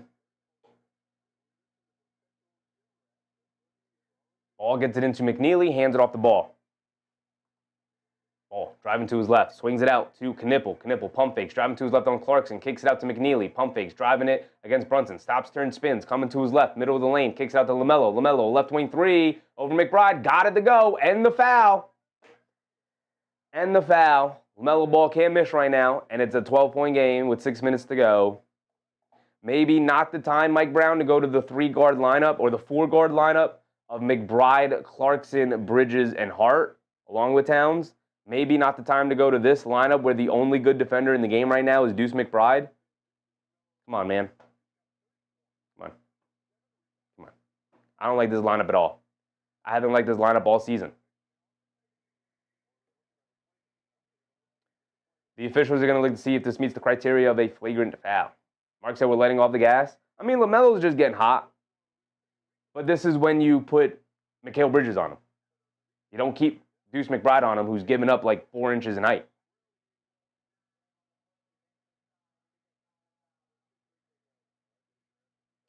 Common foul on Deuce McBride, so it's still going to be a 4-point play for LaMelo, obviously.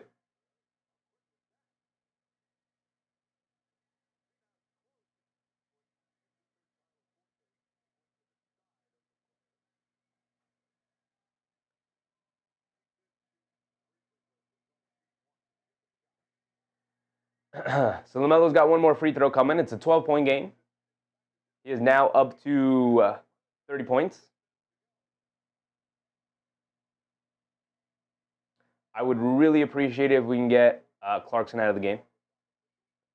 Ball gets it to go. I don't like the 3-guard lineup, but I would prefer Kolek in there instead of Clarkson. I just don't know what Clarkson brings to the table right now, especially tonight, especially these last couple of games. Towns hands it off to McBride. McBride has it on the left wing. Doesn't have anywhere to get it to. Now get to the Towns quickly. Pass back, right back to McBride. Can't get the layup to go, but he does draw the foul. He's going to go to the foul line for 2 free throws. Beautiful give and go between Towns and McBride there.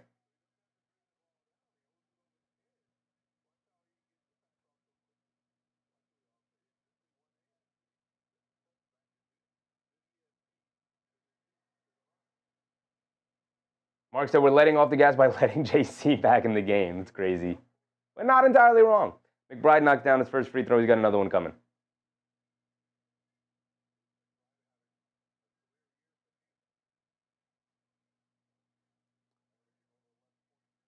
McBride goes 2 for 2 from the foul line.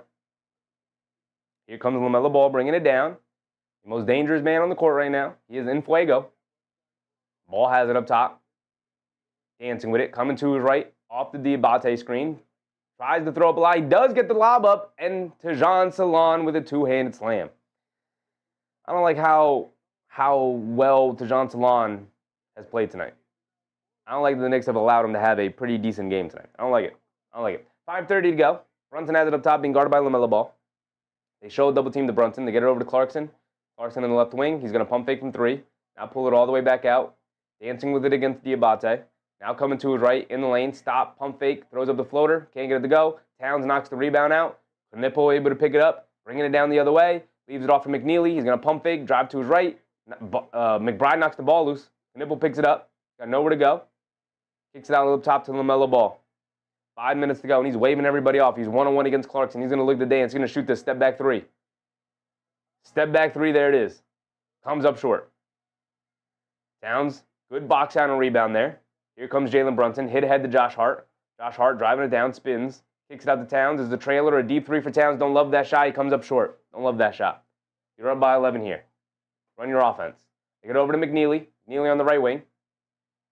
Gets it over to Ball. Brunson switched onto him. Ball driving right past him in the lane. Kicks it out. Salon, a left corner 3. I don't like that Salon's played well tonight. I don't like that the Knicks have allowed Tajon Salon, who has been a bad basketball player for the past 2 seasons, to look good tonight. Brunson up top coming to his right. It's an 8-point game. 104-96 with 4 minutes to go. Brunson being guarded by LaMelo Ball. They get it over to Josh Hart. Driving it down in the lane. Kicks it out to Clarkson. Extra pass to McBride. McBride open left corner 3. And Deuce McBride answers right back with a 3 of his own. Good ball movement from the Knicks. Bad defense from the Hornets. Back up by 11 with 4 minutes to go. Now under 4 minutes. Ball coming to his left off a Yabusele screen. A pull-up 3 for LaMelo. Can't get that one to go. Towns with the rebound. LaMelo is just chucking him up there now. Brunson bringing it down the other way. Steps back with it. And now we're going to run our offense. Now he's going to go one-on-one. Blows right past McNeely. Gets the layup and the and one because he's that damn good at basketball. So Brunson going to the foul line for one more. Knicks back up by 13. Brunson should make it 14 here.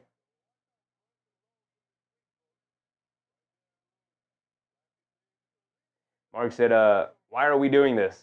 Mike Breen, I'm getting too old for this, Clyde. It's a direct quote. He's not wrong. He is not wrong. We can't be subjecting Clyde Frazier and Mike Breen to these cardiac Knick affairs. Come on. We can't keep doing this. Brunson at the foul line for one more. Just knock down your free throw. I'll be happy. Knock down the free throw, JB. And he does knock down the free throw. Thank you for hitting your free throws, Jalen Brunson. 110-96, a 14-point lead with 3:40 to go. Ball bringing it down against McBride. Coming to his left. Going past McBride in the lane. Throws up a tough floater over Towns. Got that one to go.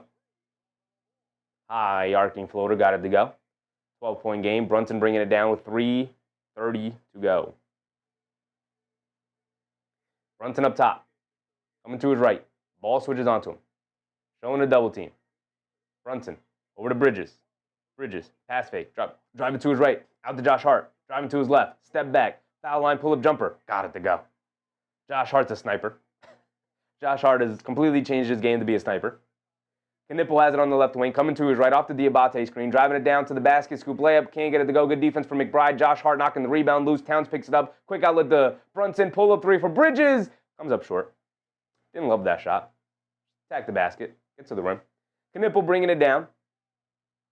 Has it up top being guarded by Brunson. 2:40 to go. Knipple coming to his left. Gets it over to LaMelo. LaMelo up top dancing with it against Brunson. Pulls it back, in and out. Coming down the lane. Foul line floater. Can't get that one to go. Battle for the rebound. Josh Hart able to save it. And gets it over to Brunson. The Knicks will walk it down. Brunson has it up top. And a foul on Zion James. And the Knicks will call a timeout. 112-98. A 14-point lead for the Knicks.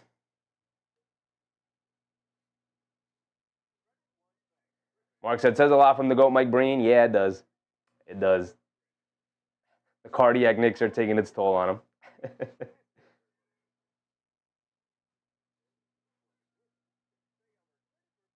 MEM said free throws. Did you say free throws? Just that said somewhere in a crowded sports bar, LeVar just fist pumps. Yeah, that one play where LaMelo put it between his legs like 15 times and then shot a double step back three from like 30 feet away over Brunson and then missed it. Yeah. The entire time, LeVar was like, yeah, another one. Between the legs more, LaMelo. And then he missed it. Gigi said, Brunson about to mess up my 10-leg 2+3s parlay for the second consecutive night. Brunson 1 for 5 from three-point range. Yeah, I mean, he's just not trusting the jump shot right now. He's just getting to the rim, getting to the basket. 26-5 for Jalen Brunson. 31-18-5 Karl-Anthony Towns. 31-18-5. Josh Hart 12-8-7. Bridges 16-4. McBride 15-2-1. Gigi said, how the hell was Brunson a minus 320 for 2+3s and only have one? He needs to be investigated for real. He's in a shooting slump, Chi-Chi. That was a bad bet. He's in a shooting. Actually, it wasn't that bad of a bet because, you know, you could see maybe an angry performance from Jalen Brunson tonight. But he's only 9 for 16. You know, everyone's tripped in tonight.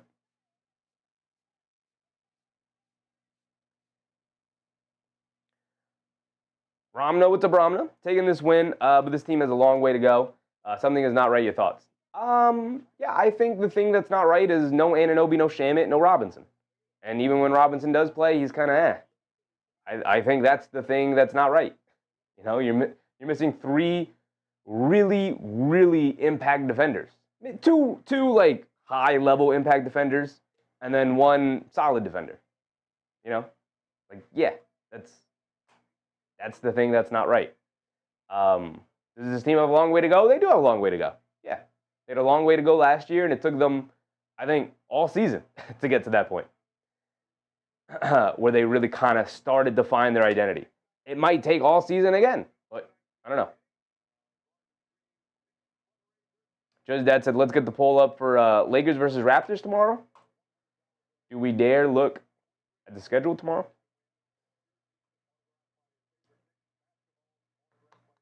Got Warriors, 76ers.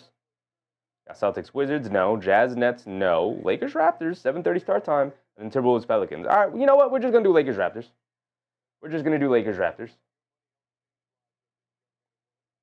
Lakers, Raptors is the best game on the schedule. We could root for the Raptors to lose. So let's do it. We're just going to do that. That's the best game tomorrow anyway. I don't have an interest in watching the Warriors without Curry. Say that. Brunson has it up top, being guarded by James. Winding down a little bit of clock here. 2:12 to go. They spring it over to Bridges, kicks it out to McBride. McBride driving to his left in the lane. Pump fakes over to Bridges. Little fall away mid-range. In and out, can't get it to go. Battle for the rebound. Knocked out to Salon. Gets it over to Knipple. Driving down against Brunson. Euro steps in the lane. Can't get the layup to go. Good defense from Bridges. Not good defense from Bridges as they call the foul. It's going to send Knipple to the foul line for 2 free throws. Under 2 minutes to go. Knicks up by 14. 98-112 here.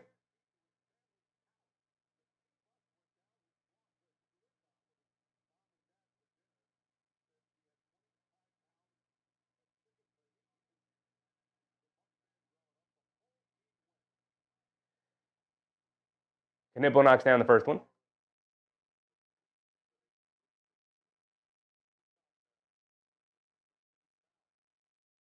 Yeah, like I said, we got Hug Porty, feet wet in real action, and Brunson decent game, and McBride nice fourth. Are nice to get. It is nice to get to see Hug Porty out there and play decently, get his feet wet, like you said. He did some nice things. Obviously, did some bad things fouling out in 12 minutes. as the Hornets are trying to full court press there. Towns gets the layup. Knipple knocked down both of the free throws. Towns got the layup, so it's 110, 114. The Knicks are likely to pull this one out unless there's some kind of major collapse here. As the Knicks force another turnover. Towns out on the break. He gets a reverse dunk. Having some fun out there. Cool. One of those nights that they should have had a little bit more fun, but foul on McBride.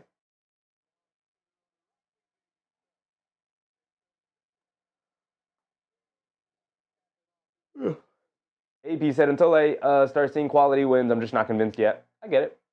I get it.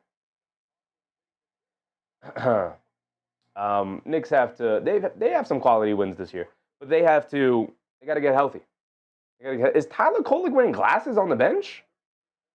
Were those glasses or were those goggles?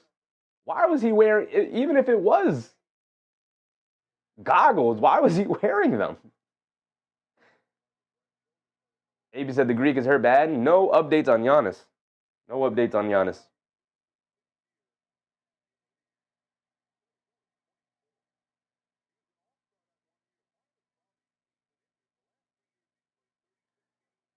I can look it up again.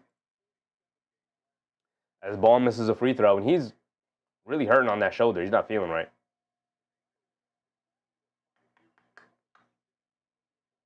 Yeah, no updates on Zion.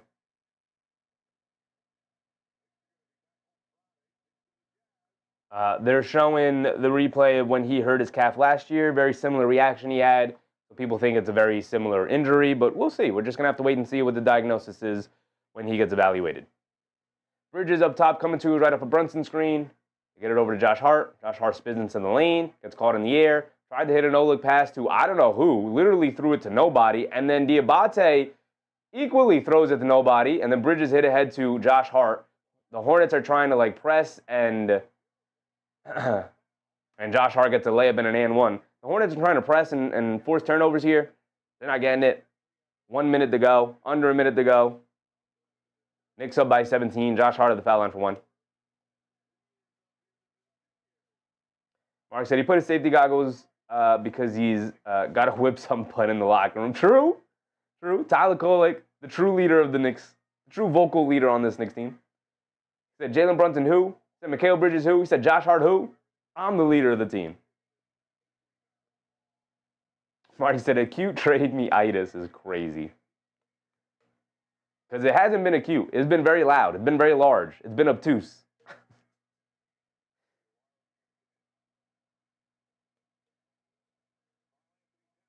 Hart said 6 fouls in 12 minutes is not encouraging. He wasn't up against Giannis or Jokic. Yeah, I mean, it's been the first time he's gotten real rotation minutes in a long time. Rusty, some rough calls, some bad positioning. He showed some solid things, and then obviously the bad is that he fouled a lot. That is an issue that young big men always struggle with. Almost all of them.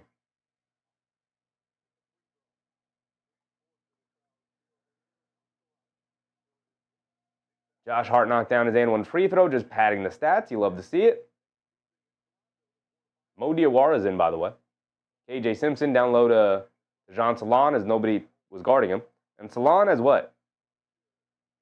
13 points. He's 3 for 5 from 3, 5 for 8 overall. Pretty decent scoring game from him. Kolek bringing it down. Hands it off to Josh Hart. Josh Hart out to Kolek. Kolek coming to us right off the Yabu screen. Picks up his handle. Takes it out to Hart. Hart fakes the handoff. Now gets it over to McBride. McBride dancing with it up top. Driving to his left. Blows past the defense. Terrible scoop layup attempt.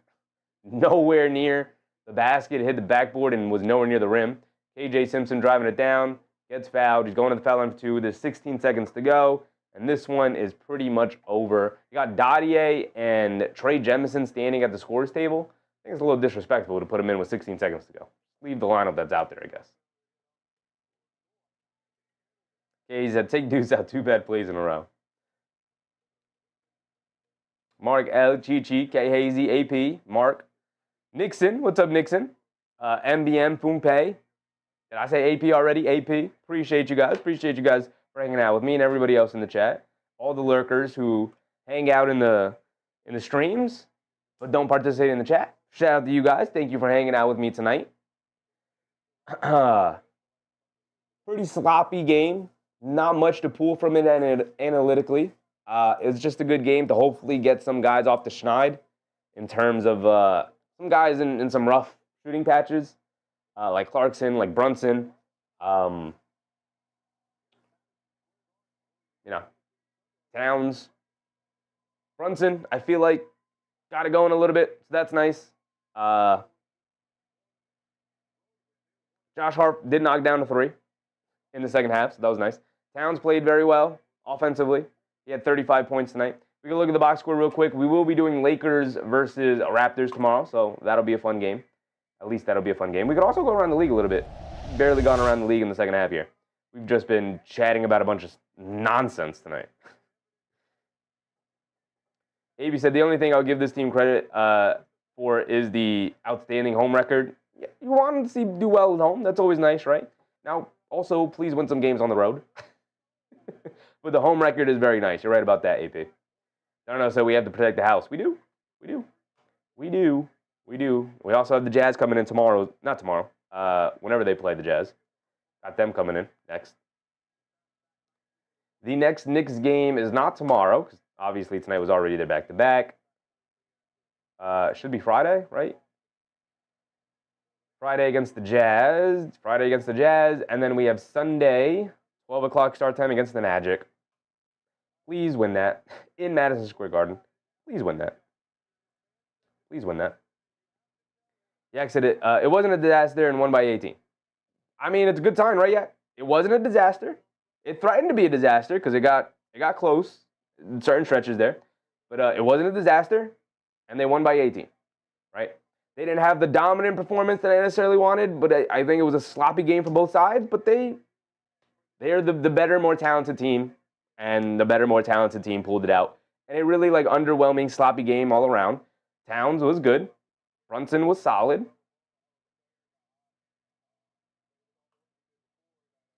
And the defense is still a mess. But Towns ends up with 35, 18, and 5. Really good statistical game. He played well. Zoom it in a little bit so you guys can see a little bit better. Josh Hart with 15, 8, and 8. Good night from Josh. Again, continues his stellar play. Mikal, 7 14 from the field. He was only 2 for 7 from 3. Both of them coming in the second half, but he had the big game against Boston, so this is fine. Hopefully he doesn't go into a slump because we're going to need him. We're going to get OG Anunoby back eventually, hopefully Sunday for Orlando, but if not, then Tuesday. You got Jalen Brunson with 26 and 5 for JB. McBride with 15, 3 for 7 from 3, continues shooting it extremely well so far this year. Yabusele in 9 minutes, didn't really do anything. And then Jordan Clarkson with 21, 3 for 9 from the field, 0 for 3 from three-point range. Didn't really like his game tonight, scored 6 points. Same with Tyler Kolek, 2 for 5 overall, 2 for 3 from three-point range for 6 points. 3 rebounds, 5 assists for Tyler Kolek. Please just play Tyler Kolek. Just switch this. 21 minutes for Kolek, 13 minutes for Clarkson. Just switch that, please. And I don't want to hear Justice's dad talk about the plus-minus. This is why I don't like about the plus-minus. Tyler Kolek was clearly the better player tonight, and Jordan Clarkson ends up with a +10, and Kolek ends up with a -6. But that's just because when they were in the game at certain stretches. LaMelo Ball got hot when Tyler Kolek was in the game. And that's what brings that down. So, Ellie said 6 bench points is rough. Or 6 from each of those guys. So 12 bench points is rough. It is rough. Nixon said, my name ain't on the members list. It is. Thank you for reminding me, though. But shout out to all the members. My man Nixon NYC is right there. Appreciate you, brother. Appreciate you. Appreciate all of the channel members for supporting. Thank you, guys. Mark said the switcheroo. Just switch them. And shout out my man Nixon NYC for being a channel member. Appreciate you, big dog. I very much appreciate you. Is Ellie there? Ellie's here, right? Where are you, Ellie? Ellie's on here.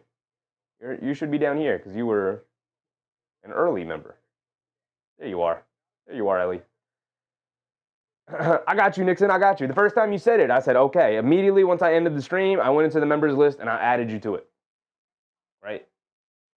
So I appreciate you guys. Thank you guys for hanging out with me. Oda, Jez's dad, Nixon, Mark.tv, Eamon Owis, AP, Nick Yak, Ellie, appreciate you guys. Darnell, Kinahara, Karen, of course. Thank you guys for hanging out with me. Sharon McLean.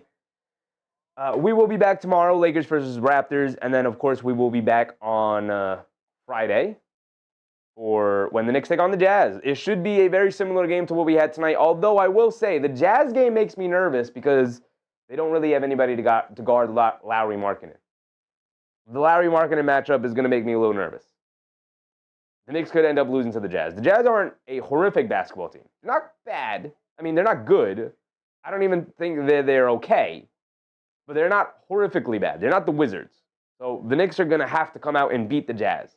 That game makes me a little bit nervous. Hopefully they come out with the right mindset and they take care of business. Boy, oh boy, do they need to take care of business against the Jazz, because I don't think the fan base could handle losing to the Celtics and then losing to the Jazz in the same week with Orlando coming up. So hopefully they can take care of business, or else it will be a long night for me having to deal with all the comments from the negative Nancy's in the chat. But with that being said, I appreciate you guys. Alyssa Lester, thank you. Thank you to everybody for hanging out with us. We will be back tomorrow, same start time, 7 o'clock. We'll run through the pregame of Lakers-Raptors. But until then, remember to brush your teeth before bed, stay hydrated, and good night, everybody. I'll catch you on the next one. Bye!